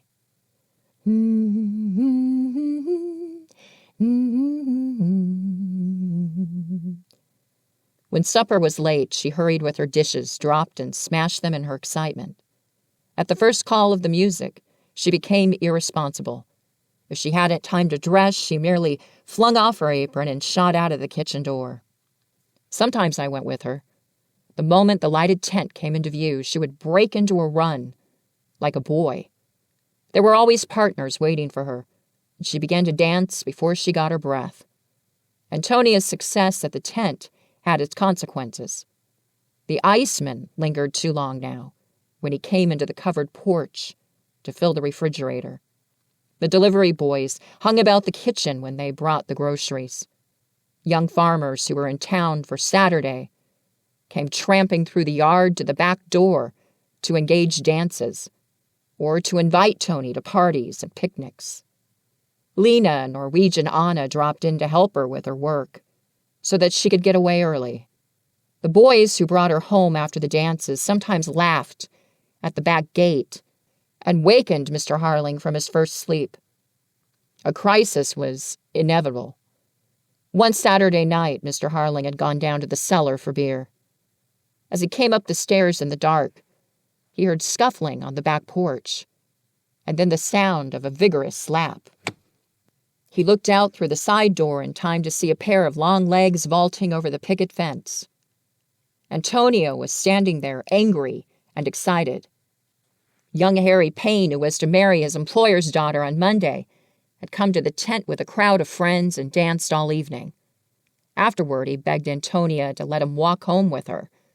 She said she supposed he was a nice young man, as he was one of Miss Frances's friends, and she didn't mind. On the back porch, he tried to kiss her, and when she protested, because he was going to be married on Monday, he caught her and kissed her until she got one hand free and slapped him. Mr. Harling put his beer bottles down on the table. "This is what I've been expecting, Antonia. You've been going with girls who have a reputation for being free and easy, and now you've got the same reputation. I won't have this, and that fellow tramping about my backyard all the time. This is the end of it tonight. It stops short. You can quit going to these dances, or you can hunt another place. Think it over."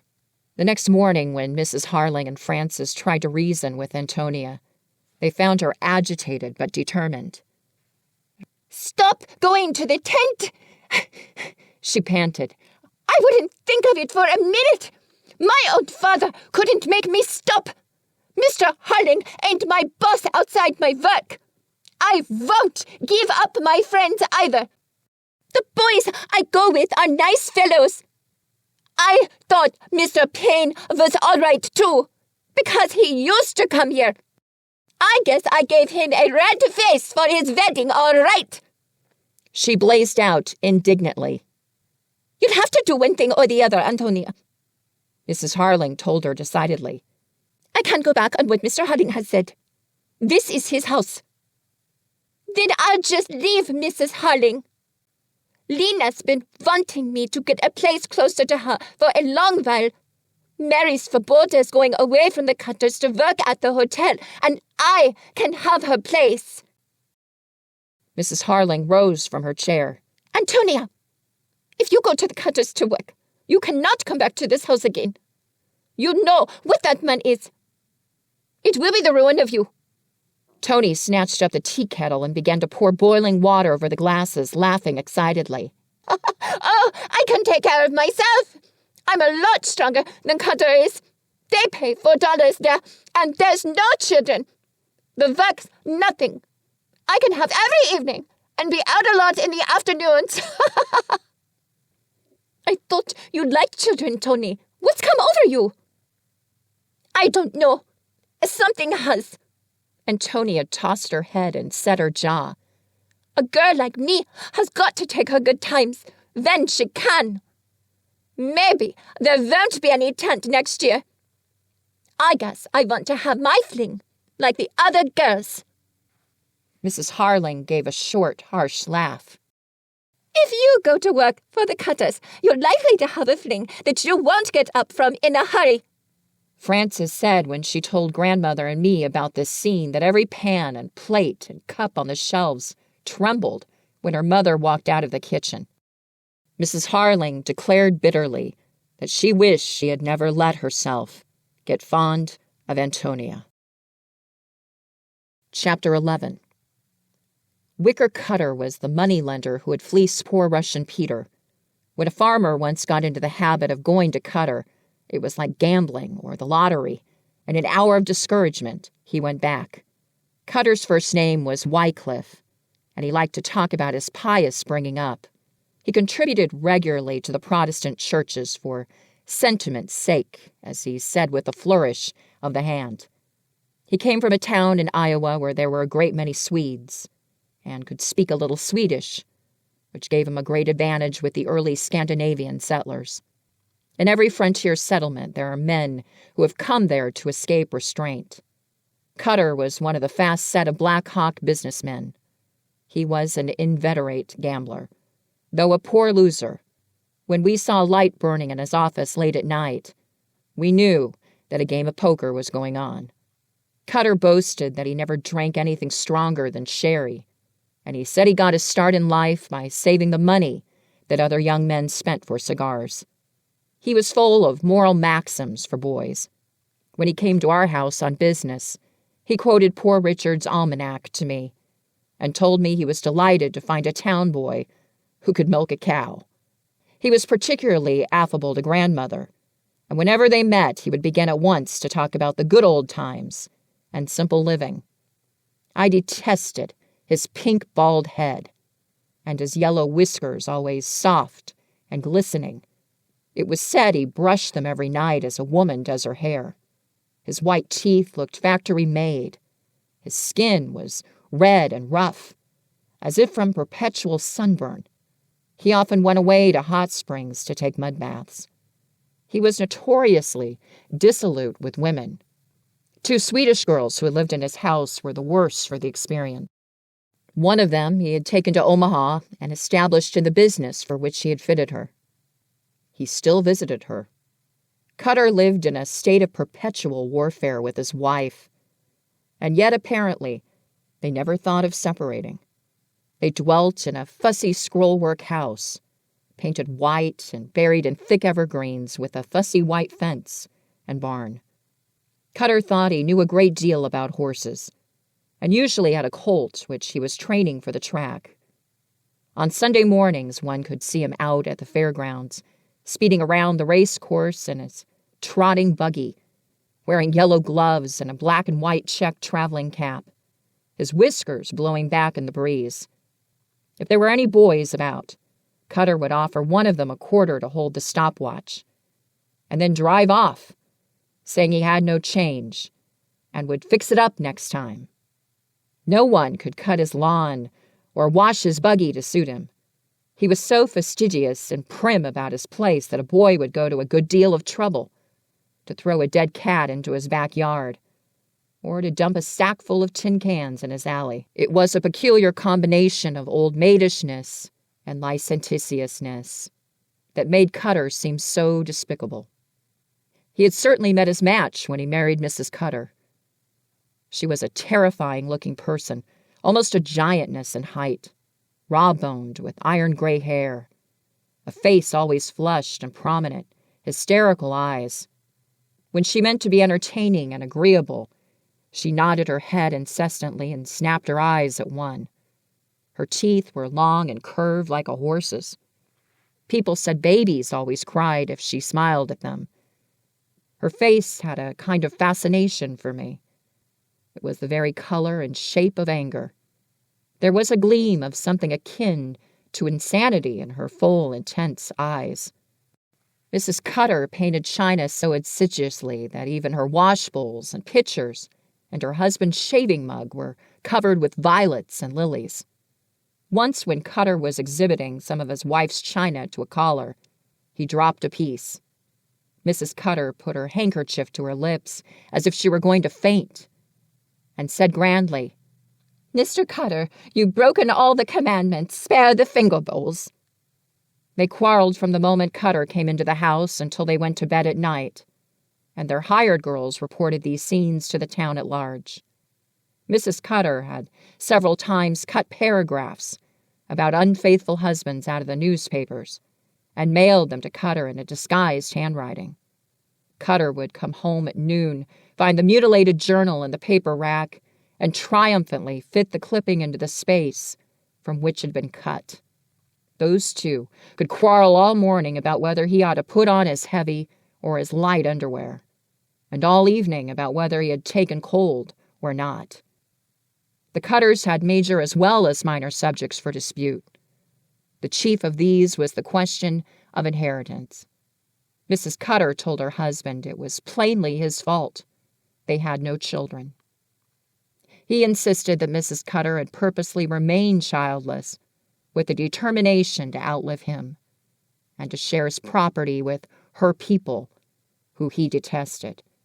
To this she would reply that unless he changed his mode of life, she would certainly outlive him. After listening to her insinuations about his physical soundness, Cutter would resume his dumbbell practice for a month, or rise daily at the hour when his wife most liked to sleep, dress noisily, and drive out to the track with his trotting horse. Once, when they had quarreled about household expenses, Mrs. Cutter put on her brocade and went among their friends, soliciting orders for painted china, saying that Mr. Cutter had compelled her to live by her brush. Cutter wasn't shamed as she had expected. He was delighted. Cutter often threatened to chop down the cedar trees which half buried the house. His wife declared she would leave him if she were stripped of the privacy which she felt these trees afforded her. That was his opportunity, surely. But he never cut down the trees. The Cutters seemed to find their relations to each other interesting and stimulating, and certainly the rest of us found them so. Wick Cutter was different from any other rascal I've ever known. But I have found Mrs. Cutters all over the world, sometimes founding new religions, sometimes being forcibly fed, easily recognizable even when superficially tamed. Chapter 12. After Antonia went to live with the Cutters, she seemed to care about nothing but picnics and parties and having a good time. When she was not going to a dance, she sewed until midnight. Her new clothes were the subject of caustic comment. Under Lena's direction, she copied Mrs. Gardner's new party dress and Mrs. Smith's street costume so ingeniously in cheap materials that those ladies were greatly annoyed, and Mrs. Cutter, who was jealous of them, was secretly pleased.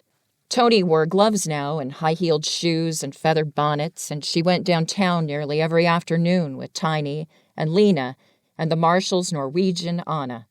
We high school boys used to linger on the playground at the afternoon recess to watch them as they came tripping down the hill along the board sidewalk, 2 and 2. They were growing prettier every day, but as they passed us, I used to think with pride that Antonia, like Snow White in the fairy tale, was still fairest of them all. Being a senior now, I got away from school early. Sometimes I overtook the girls downtown and coaxed them into the ice cream parlor, where they would sit chattering and laughing, telling me all the news from the country. I remember how angry Tiny Soderball made me one afternoon. She declared she had heard grandmother was going to make a Baptist preacher of me. I guess you'll have to stop dancing and wear a white necktie then. Won't he look funny, girls? Lena laughed. You'll have to hurry up, Jim, if you're going to be a preacher. I want you to marry me. You must promise to marry us all and then baptize the babies. Norwegian Anna, always dignified, looked at her reprovingly. Baptists don't believe in christening babies, do they, Jim?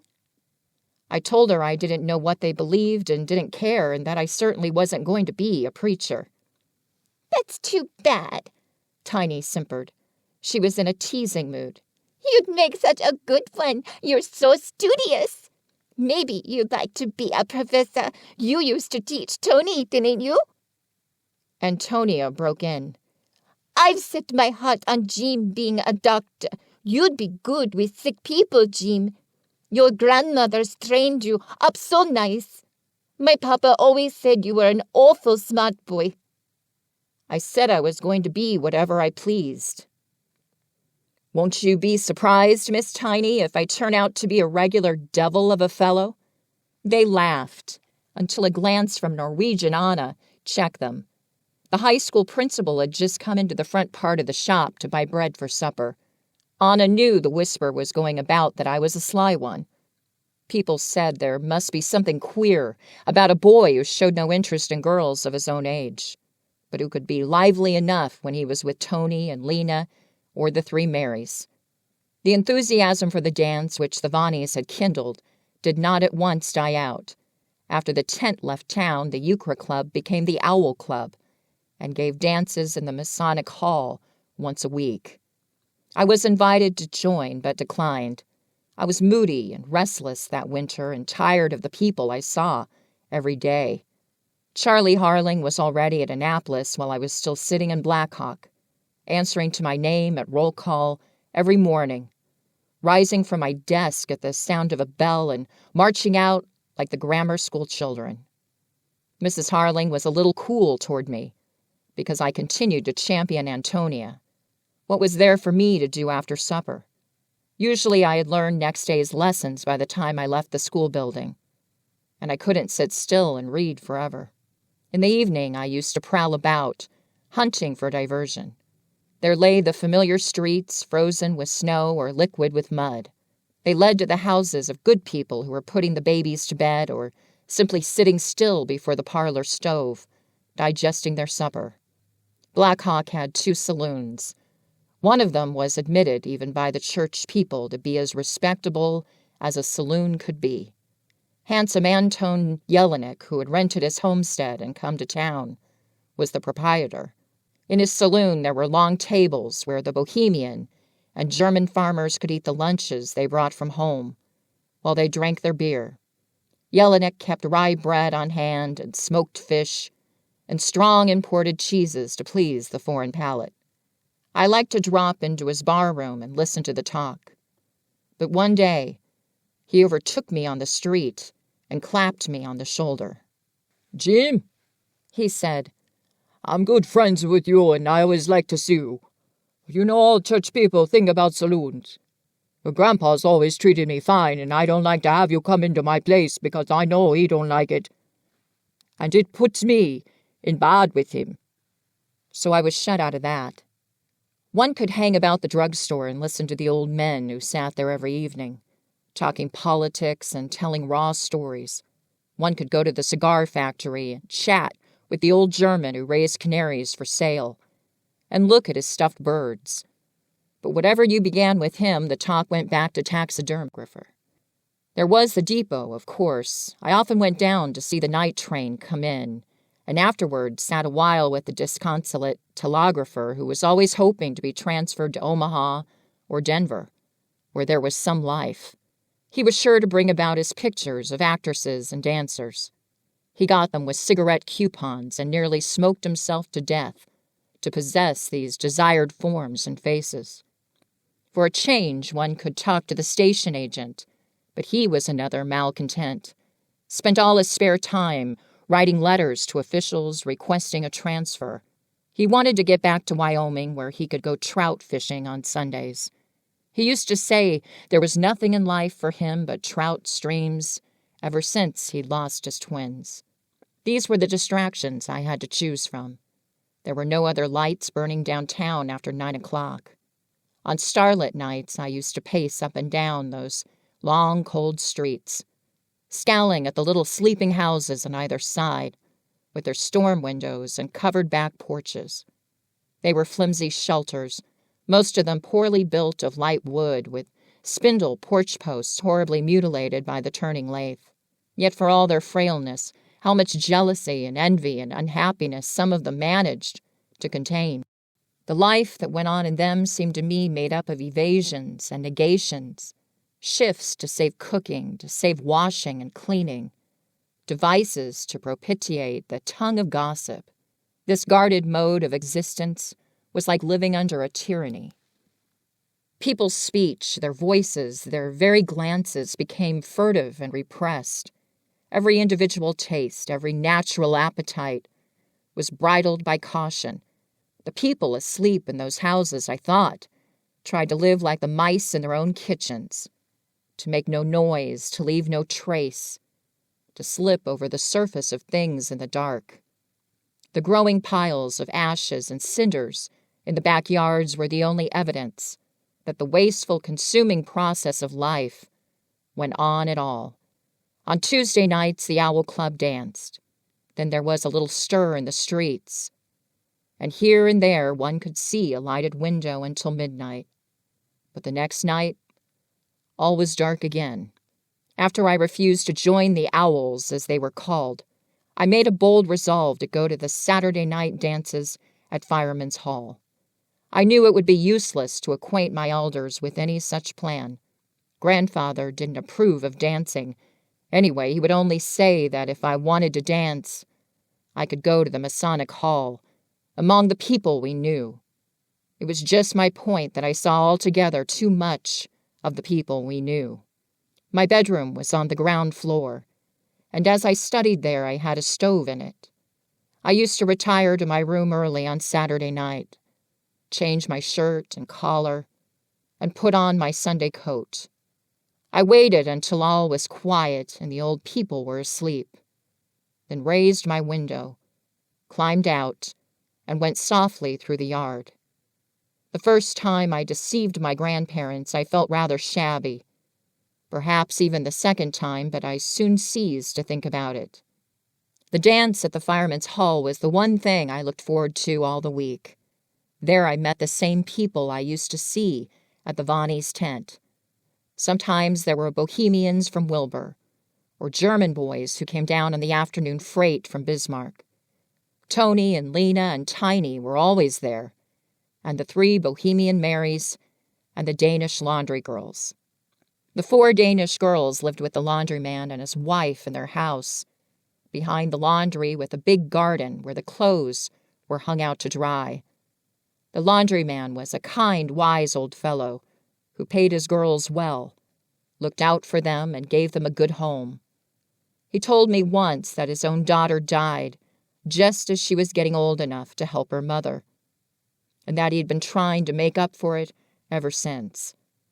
On summer afternoons, he used to sit for hours on the sidewalk in front of his laundry, his newspaper lying on his knee, watching his girls through the big open window while they ironed and talked in Danish. The clouds of white dust that blew up the street, the gusts of hot wind that withered his vegetable garden, never disturbed his calm. His droll expression seemed to say that he had found the secret of contentment. Morning and evening he drove about in his spring wagon, distributing freshly ironed clothes and collecting bags of linen that cried out for his suds and sunny drying lines. His girls never looked so pretty at the dances as they did standing by the ironing board, or over the tubs, washing the fine pieces, their white arms and throats bare, their cheeks bright as the brightest wild roses, their gold hair moist with the steam or the heat, and curling in little damp spirals about their ears. They had not learned much English, and were not so ambitious as Tony or Lena, but they were kind, simple girls, and they were always happy. When one danced with them, one smelled their clean, freshly ironed clothes that had been put away with rosemary leaves from Mr. Jensen's garden. There were never girls enough to go round at those dances, but everyone wanted a turn with Tony and Lena. Lena moved without exertion, rather indolently, and her hand often accented the rhythm softly on her partner's shoulder. She smiled if one spoke to her, but seldom answered. The music seemed to put her into a soft, waking dream, and her violet-colored eyes looked sleepily and confidingly at one from under her long lashes. When she sighed, she exhaled a heavy perfume of sachet powder. To dance Home Sweet Home with Lena was like coming in with the tide. She danced every dance like a waltz, and it was always the same waltz. The waltz of coming home to something, of inevitable, fated return. After a while, one got restless under it, as one does under the heat of a soft, sultry summer day. When you spun out onto the floor with Tony, you didn't return to anything. You set out every time upon a new adventure. I liked to schottische with her. She had so much spring and variety and was always putting in new steps and slides. She taught me to dance against and around the hard and fast beat of the music. If instead of going to the end of the railroad, old Mr. Shimerda had stayed in New York and picked up a living with his fiddle, how different Antonia's life might have been. Antonia often went to the dances with Larry Donovan, a passenger conductor who was a kind of professional ladies' man, as we said. I remember how admiringly all the boys looked at her the night she first wore her velveteen dress, made like Mrs. Gardner's black velvet. She was lovely to see, with her eyes shining and her lips always a little parted when she danced. That constant dark color in her cheeks never changed. One evening, when Donovan was out on his run, Antonia came to the hall with Norwegian Anna and her young man, and that night I took her home. When we were in the cutter's yard, sheltered by the evergreens, I told her she must kiss me good night. Why, sure, Jim. A moment later, she drew her face away and whispered indignantly, Why, Jim, you know you ain't right to kiss me like that. I'll tell your grandmother on you. Lena Lingard lets me kiss her, I retorted, and I'm not half as fond of her as I am of you. Lena does? Tony gasped. If she's up to any of her nonsense with you, I'll scratch her eyes out. She took my arm again, and we walked out of the gate and up and down the sidewalk. Now, don't you go and be a fool like some of these town boys. You are not going to sit around here and whittle store boxes and tell stories all your life. You are going away to school and make something of yourself. I'm just awful proud of you. You won't go and get mixed up with the Swedes, will you? I don't care anything about any of them but you, I said. And you'll always treat me like a kid, suppose.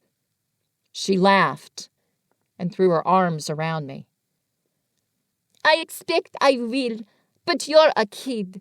I'm awful fond of, anyhow. You can like me all you want to. But if I see you hanging round with Lena much, I'll go to your grandmother as sure as your name's Jean Burton. Lena's all right. Only, well, you know yourself, she's soft that way. She can't help it. It's natural to her. If she was proud of me, I was so proud of her that I carried my head high as I emerged from the dark cedars and shut the cutter's gate softly behind me. Her warm, sweet face, her kind arms, and the true heart in her. She was still my Antonia. I looked with contempt at the dark, silent little houses about me as I walked home, and thought of the stupid young men who were asleep in some of them.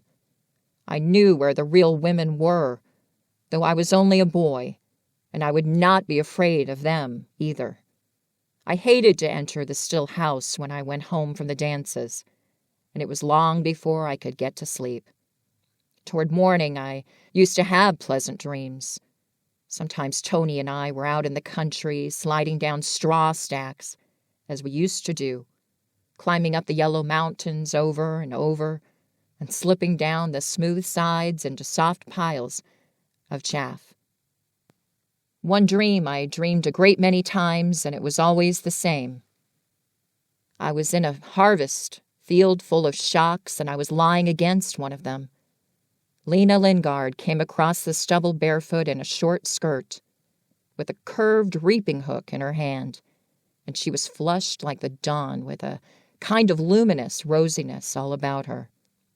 She sat down beside me, turned to me with a soft sigh, and said, "Now they're all gone, and I can kiss you as much as I like." I used to wish I could have this flattering dream about Antonia. Chapter 13. I noticed one afternoon that grandmother had been crying. Her feet seemed to drag as she moved about the house, and I got up from the table where I was studying and went to her, asking if she didn't feel well, and if I couldn't help her with her work.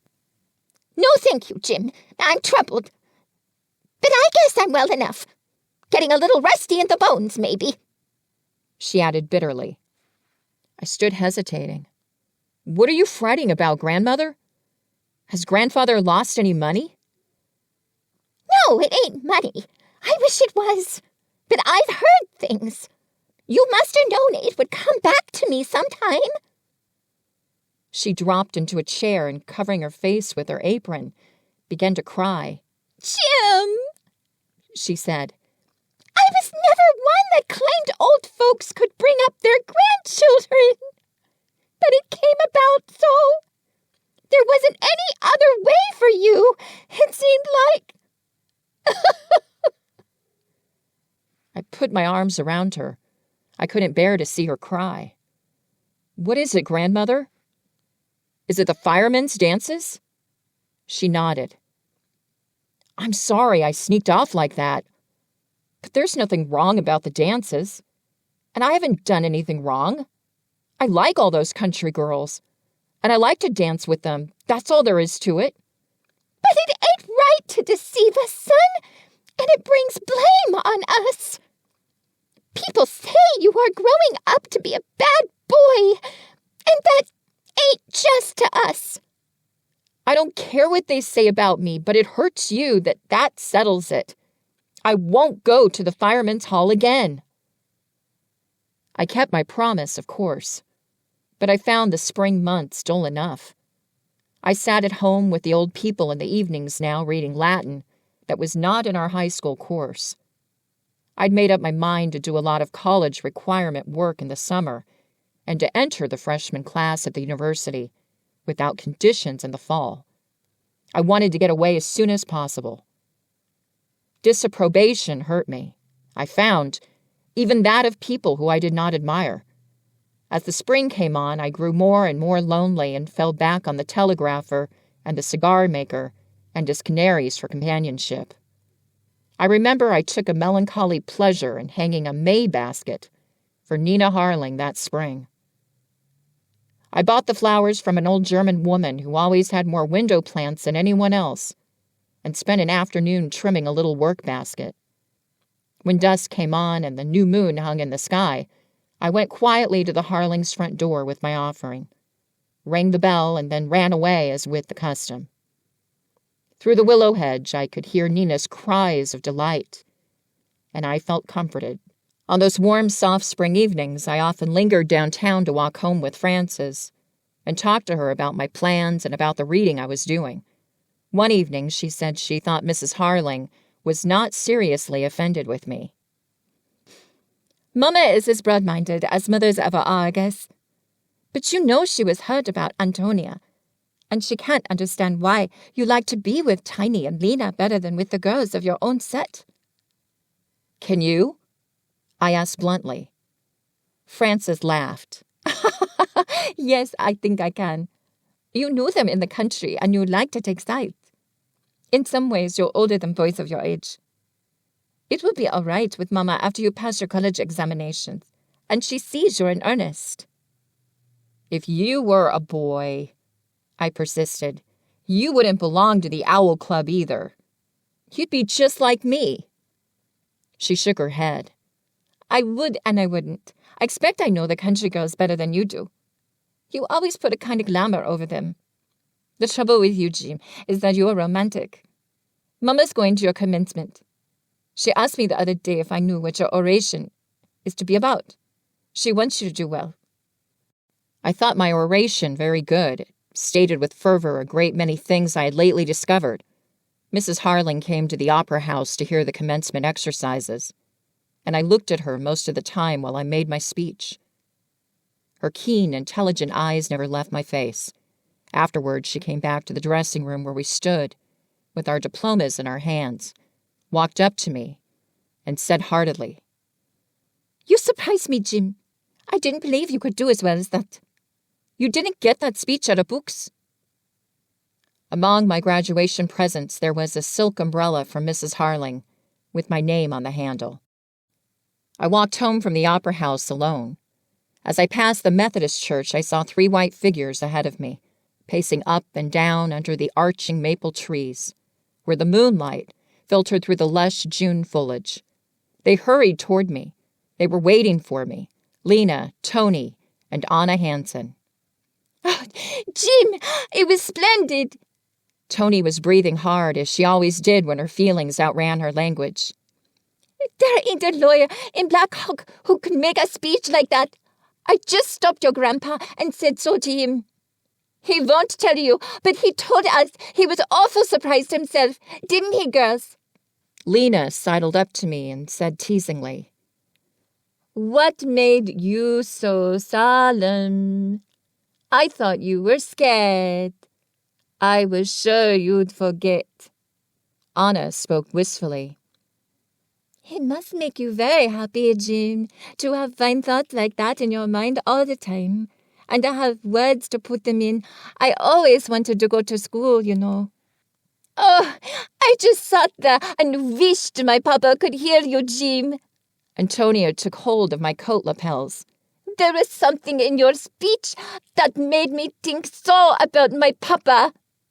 I thought about your papa when I wrote my speech, Tony, I said. I dedicated it to him. She threw her arms around me and her dear face was all wet with tears. I stood watching their white dresses glimmer smaller and smaller down the sidewalk as they went away. I've had no other success that pulled at my heartstrings like that one. Chapter 14. The day after commencement, I moved my books and desk upstairs to an empty room where I should be undisturbed, and I fell to studying in earnest. I worked off a year's trigonometry that summer and began Virgil alone. Morning after morning, I used to pace up and down my sunny little room, looking off at the distant river bluffs and the roll of the blonde pastures between, scanning the Aeneid aloud and committing long passages to memory. I used to pace up and down my sunny little room, looking off at the distant river bluffs and the roll of the blonde pastures between, scanning the Aeneid aloud and committing long passages to memory. Sometimes in the evening, Mrs. Harling called to me as I passed her gate and asked me to come in and let her play for me. She was lonely for Charlie, she said, and liked to have a boy about. Whenever my grandparents had misgivings and began to wonder whether I was not too young to go off to college alone, Mrs. Harling took up my cause vigorously. Grandfather had such respect for her judgment that I knew he would not go against her. I had only one holiday that summer. It was in July. I met Antonia downtown on Saturday afternoon and learned that she and Tiny and Lena were going to the river next day with Anna Hansen. The elder was all in bloom now, and Anna wanted to make elder blow wine. Anna's to drive us down in the marshal's delivery wagon, and we'll take a nice lunch and have a picnic. Just us, nobody else. Couldn't you happen along, Jim? It would be like old times. I considered a moment. Maybe I can, if I won't be in the way. On Sunday morning, I rose early and got out of Black Hawk while the dew was still heavy on the long meadow grasses. It was the high season for summer flowers. The pink bee bush stood tall along the sandy roadsides, and the coneflowers and rose mallow grew everywhere. Across the wire fence and the long grass, I saw a clump of flaming orange-colored milkweed, rare in that part of the state. I left the road and went around through a stretch of pasture that was always crop short in summer, where the gaillardia came up year after year and matted over the ground with a deep velvety red that is in Bakhara carpets. The country was empty and solitary except for the larks that Sunday morning, and it seemed to lift itself up to me and to come very close. The river was running strong for midsummer. Heavy rains to the west of us had kept it full. I crossed the bridge and went upstream along the wooded shore to a pleasant dressing room. I knew among the dogwood bushes all overgrown with wild grapevines. I began to undress for a swim. The girls would not be along yet. For the first time it occurred to me that I should be homesick for that river after I left it. The sandbars with their clean white beaches and their little groves of willows and cottonwood seedlings were a sort of no-man's land, little newly created worlds that belonged to the Black Hawk boys. Charlie Harling and I had hunted through these woods, fished from the fallen logs, until I knew every inch of the river shores, and had a friendly feeling for every bar and shallow.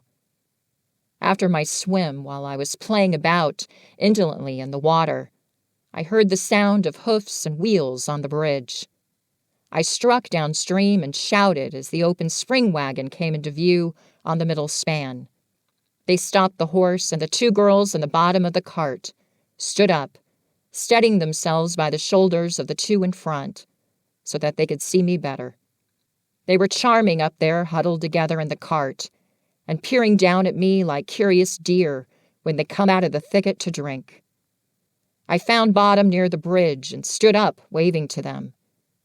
"How pretty you look!" I called. "So do you!" They shouted all together and broke into peals of laughter. Anna Hansen shook the reins and they drove on while I zigzagged back to my inlet and clambered up behind an overhanging elm. I dried myself in the sun and dressed slowly, reluctant to leave that green enclosure where the sunlight flickered so bright through the grapevine leaves and the woodpecker hammered away in the crooked elm that trailed out over the water. As I went along the road back to the bridge, I kept picking off pieces of scaly chalk from the dried water gullies and breaking them up in my hands. When I came upon the marshal's delivery horse, tied in the shade, the girls had already taken their baskets and gone down the east road, which wound through the sand and scrub. I could hear them calling to each other. The elder bushes did not grow back in the shady ravines between the bluffs, but in the hot, sandy bottoms along the stream, where their roots were always in moisture and their tops in the sun. The blossoms were unusually luxuriant and beautiful that summer. I followed a cattle path through the thick underbrush until I came to a slope that fell away abruptly to the water's edge. A great chunk of the shore had been bitten out by some spring freshet, and the scar was masked by elder bushes, growing down to the water in flowery terraces. I did not touch them. I was overcome by content and drowsiness, and by the warm silence about me. There was no sound but the high sing-song buzz of wild bees and the sunny gurgle of the water underneath. I peeped over the edge of the bank to see the little stream that made the noise. It flowed along perfectly clear over the sand and gravel, cut off from the muddy main current by a long sandbar. Down there, on the lower shelf of the bank, I saw Antonia, seated alone, under the pagoda-like elders. She looked up when she heard me and smiled, but I saw that she had been crying. I slid down into the soft sand beside her and asked her what was the matter. "It makes me homesick, Jimmy. This flower. This smell," she said softly. "We have this flower very much at home, in the old country. It always grew in our yard, and my papa had a green bench and a table under the bushes. In summer, when they were in bloom, he used to sit there with his friend that played the trombone.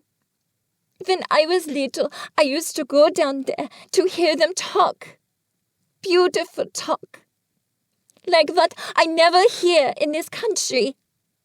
"What did they talk about?" I asked her. She sighed and shook her head. "Oh, I don't know. About music and woods and about God and when they were young." She turned to me suddenly and looked into my eyes. "You think, Jimmy, that maybe my father's spirit can go back to those old places?" I told her about the feeling of her father's presence I had on that winter day when my grandparents had gone over to see his dead body, and I was left alone in the house. I said I felt sure then that he was on his way back to his own country, and that even now, when I passed his grave, I always thought of him as being among the woods and fields that were so dear to him. Antonia had the most trusting, responsive eyes in the world. Love and credulousness seemed to look out of them with open faces. Why didn't you ever tell me that before? It makes me feel more sure for him." After a while, she said, "You know, Jim, my father was different from my mother. He did not have to marry my mother, and all his brothers quarreled with him because he did. I used to hear the old people at home whisper about it. They said he could have paid my mother money and not married her. But he was older than she was, and he was too kind to treat her like that. He lived in his mother's house, and she was a poor girl come in to do the work. After my father married her, my grandmother never let my mother come in to her house again. When I went to my grandmother's funeral was the only time I was ever in my grandmother's house. Don't that seem strange? While she talked, I lay back in the hot sand and looked up at the blue sky between the flat bouquets of elder. I could hear the bees humming and singing, but they stayed up in the sun above the flowers and did not come down into the shadow of the leaves. Antonia seemed to me that day exactly like the little girl who used to come to our house with Mr. Shimerda. "Someday, Tony, I'm going over to your country, and I'm going to the little town where you lived. Do you remember all about it?" "Jim," she said earnestly, "if I was put down there in the middle of the night, I could find my way all over that little town and along the river to the next town where my grandmother lived. My feet remember all the little paths through the woods and where the big roots stick out to trip you. I ain't never forgot my own country." There was a crackling in the branches above us, and Lena Lingard peered down over the edge of the bank. "You lazy things," she cried. "All this elder and you two lying there. Didn't you hear us calling you?" Almost as flushed as she had been in my dreams, she leaned over the edge of the bank and began to demolish our flowery pagoda. I'd never seen her so energetic. She was panting with zeal, and the perspiration stood in drops on her short, yielding upper lip. I sprang to my feet and ran up the bank. It was noon now, and so hot that the dogwoods and scrub oaks began to turn up the silvery underside of their leaves, and all the foliage looked soft and wilted. I carried the lunch basket to the top of one of the chalk bluffs, where even on the calmest days there was always a breeze. The flat-topped, twisted little oaks threw light shadows on the grass. Below us, we could see the windings of the river and Black Hawk grouped among its trees, and beyond the rolling country swelling gently until it met the sky. We could recognize familiar farmhouses and windmills. Each of the girls pointed out to me the direction in which her father's farm lay, and told me how many acres were in wheat that year and how many in corn. "My old folks," said Tiny Soderball, "have put in 20 acres of rye. They get it ground at the mill, and it makes nice bread. It seems like my mother ain't been so homesick ever since father's raised rye flour for her."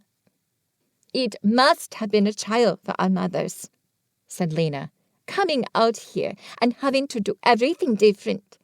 My mother had always lived in town. She says she started behind in farm work and never has caught up." "Yes, our new country is hard on the old ones sometimes," said Anna thoughtfully. "My grandmother's getting feeble now, and her mind wanders. She's forgot about this country and thinks she's at home in Norway. She keeps asking Mother to take her down to the waterside and the fish market. She craves fish all the time. Whenever I go home, I take her canned salmon and mackerel." "Mercy, it's hot," Lena yawned.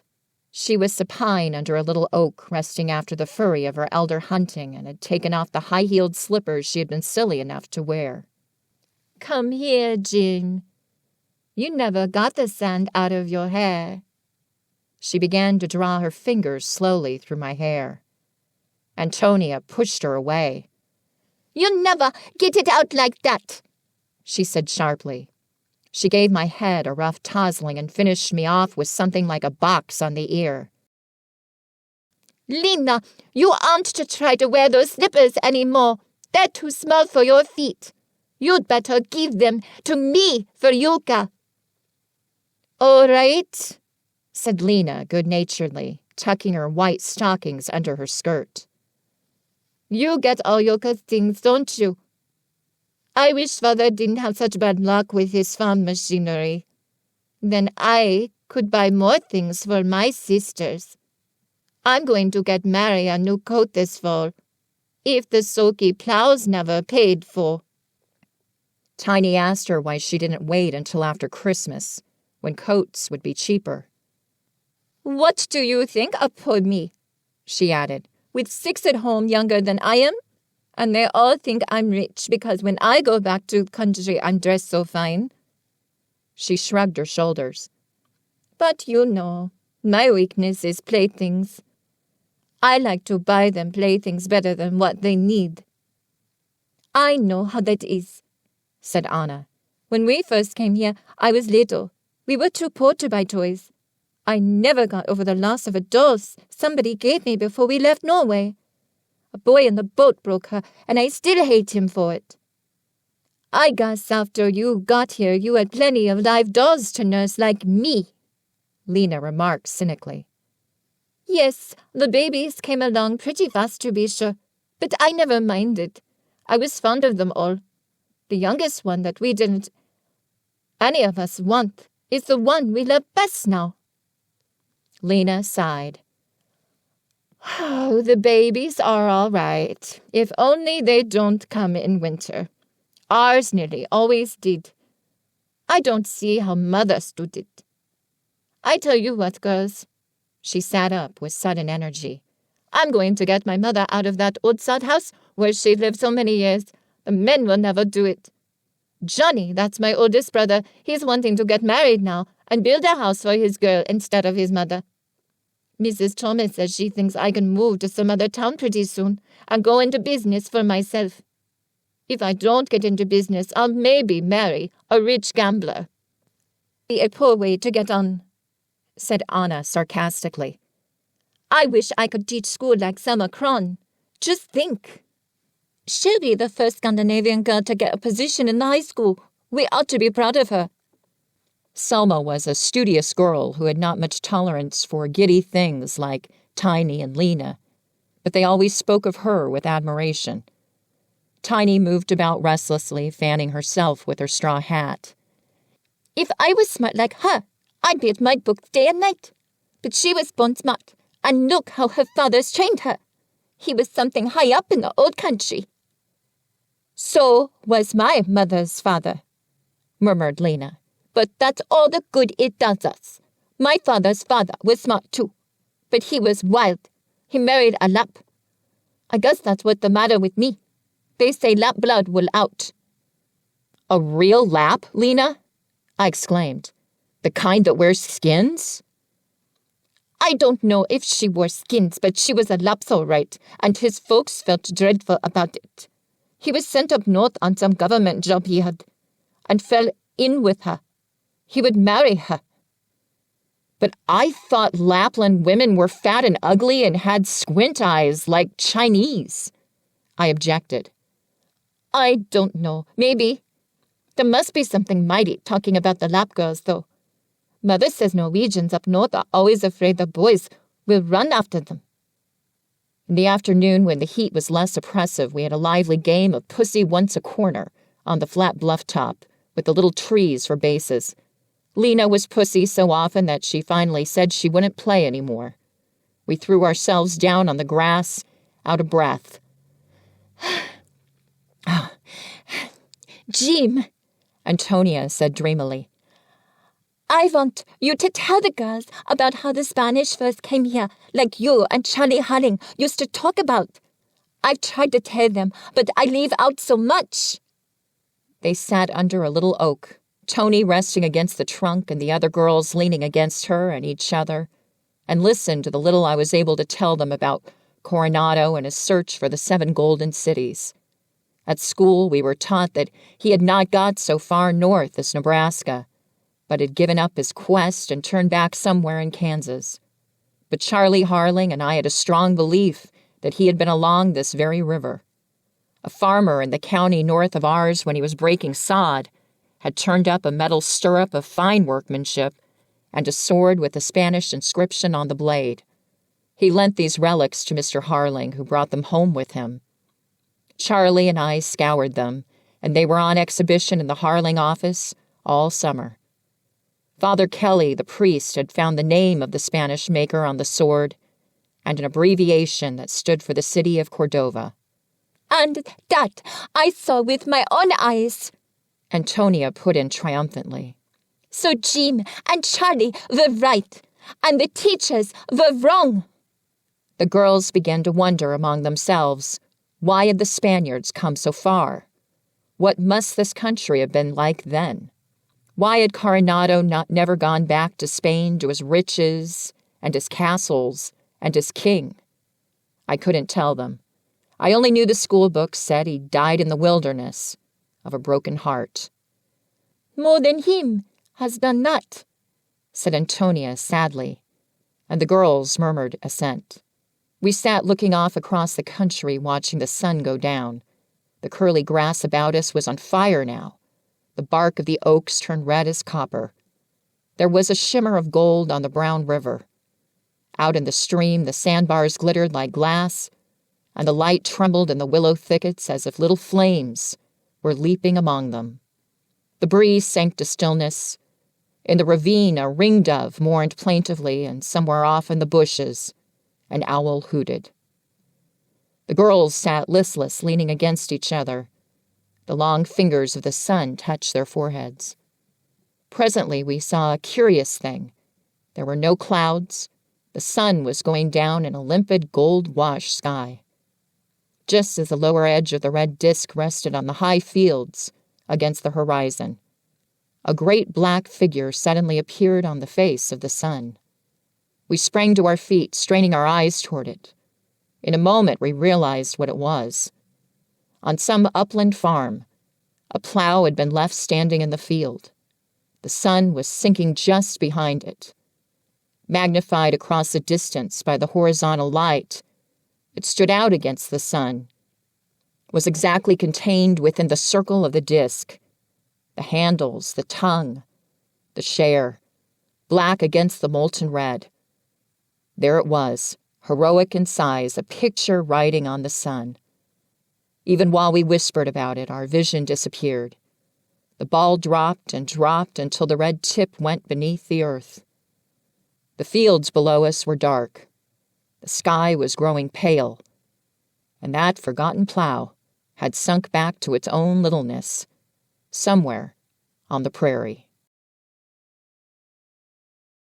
Chapter 15. Late in August, the Cutters went to Omaha for a few days, leaving Antonia in charge of the house. Since a scandal about the Swedish girl, Wick Cutter could never get his wife to stir out of Blackhawk without him.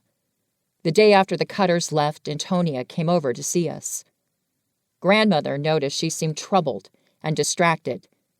"You've got something on your mind, Antonia," she said anxiously. "Yes, Mrs. Burden. I couldn't sleep much last night."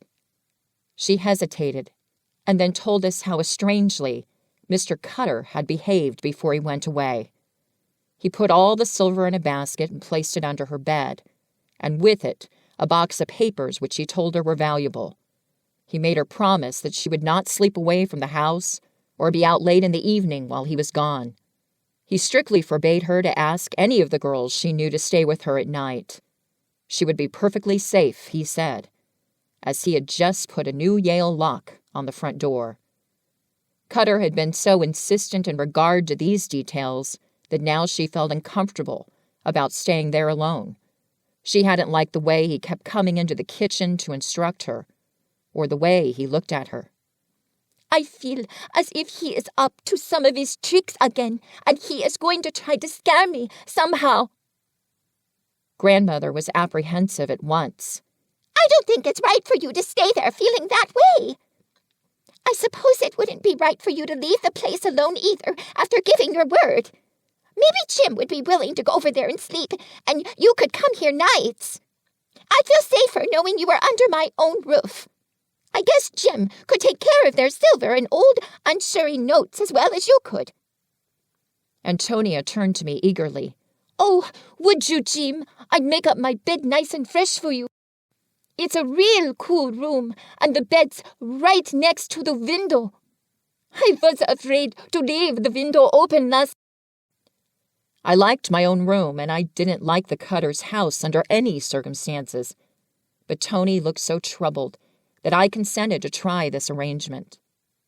I found that I slept there as well as anywhere, and when I got home in the morning, Tony had a good breakfast waiting for me. After prayers, she sat down at the table with us, and it was like old times in the country. The third night I spent at the Cutters, I awoke suddenly with the impression that I had heard a door open and shut. Everything was still, however, and I must have gone to sleep again immediately. The next thing I knew, I felt someone sit down on the edge of the bed. I was only half awake, but I decided that he might take the Cutter's silver, whoever he was. Perhaps if I did not move, he would find it and get out without troubling me. I held my breath and lay absolutely still.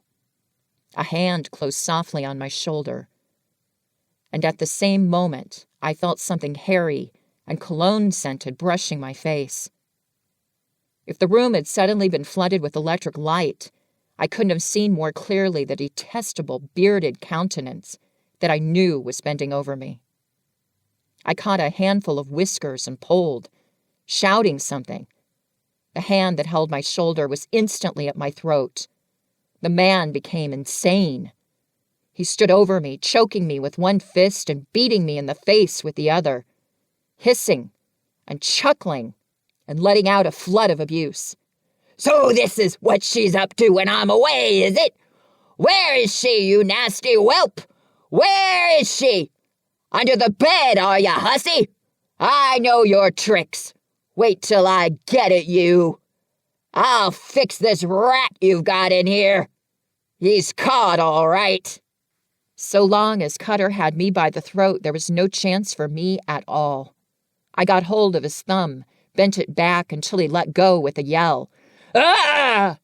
In a bound, I was on my feet and easily sent him sprawling to the floor. Then I made a dive for the open window, struck the wire screen, knocked it out, and tumbled after it into the yard. Suddenly, I found myself running across the north end of Black Hawk in my nightshirt, just as one sometimes finds oneself behaving in bad dreams. When I got home, I climbed in at the kitchen window. I was covered with blood from my nose and lip, but I was too sick to do anything about it. I found a shawl and an overcoat on the hat rack, lay down on the parlor sofa, and in spite of my hurts, went to sleep. Grandmother found me there in the morning. Her cry of fright awakened me. Truly, I was a battered object. As she helped me to my room, I caught a glimpse of myself in the mirror. My lip was cut and stood out like a snout. My nose looked like a big blue plum, and one eye was swollen shut and hideously discolored. Grandmother said we must have the doctor at once, but I implored her, as I had never begged for anything before, not to send for him. I could stand anything, I told her, so long as nobody saw me or knew what had happened to me. I entreated her not to let Grandfather even come into my room. She seemed to understand, though I was too faint and miserable to go into explanations. When she took off my nightshirt, she found such bruises on my chest and shoulders. She began to cry. She spent the whole morning bathing and poulticing me and rubbing me with arnica. I heard Antonia sobbing outside my door, but I asked Grandmother to send her away. I felt that I never wanted to see her again. I hated her almost as much as I hated Cutter. She had let me in for all this disgustedness. Grandmother kept saying how thankful we ought to be that I had been there instead of Antonia. But I lay with my disfigured face to the wall and felt no particular gratitude. My one concern was that Grandmother should keep everyone away from me.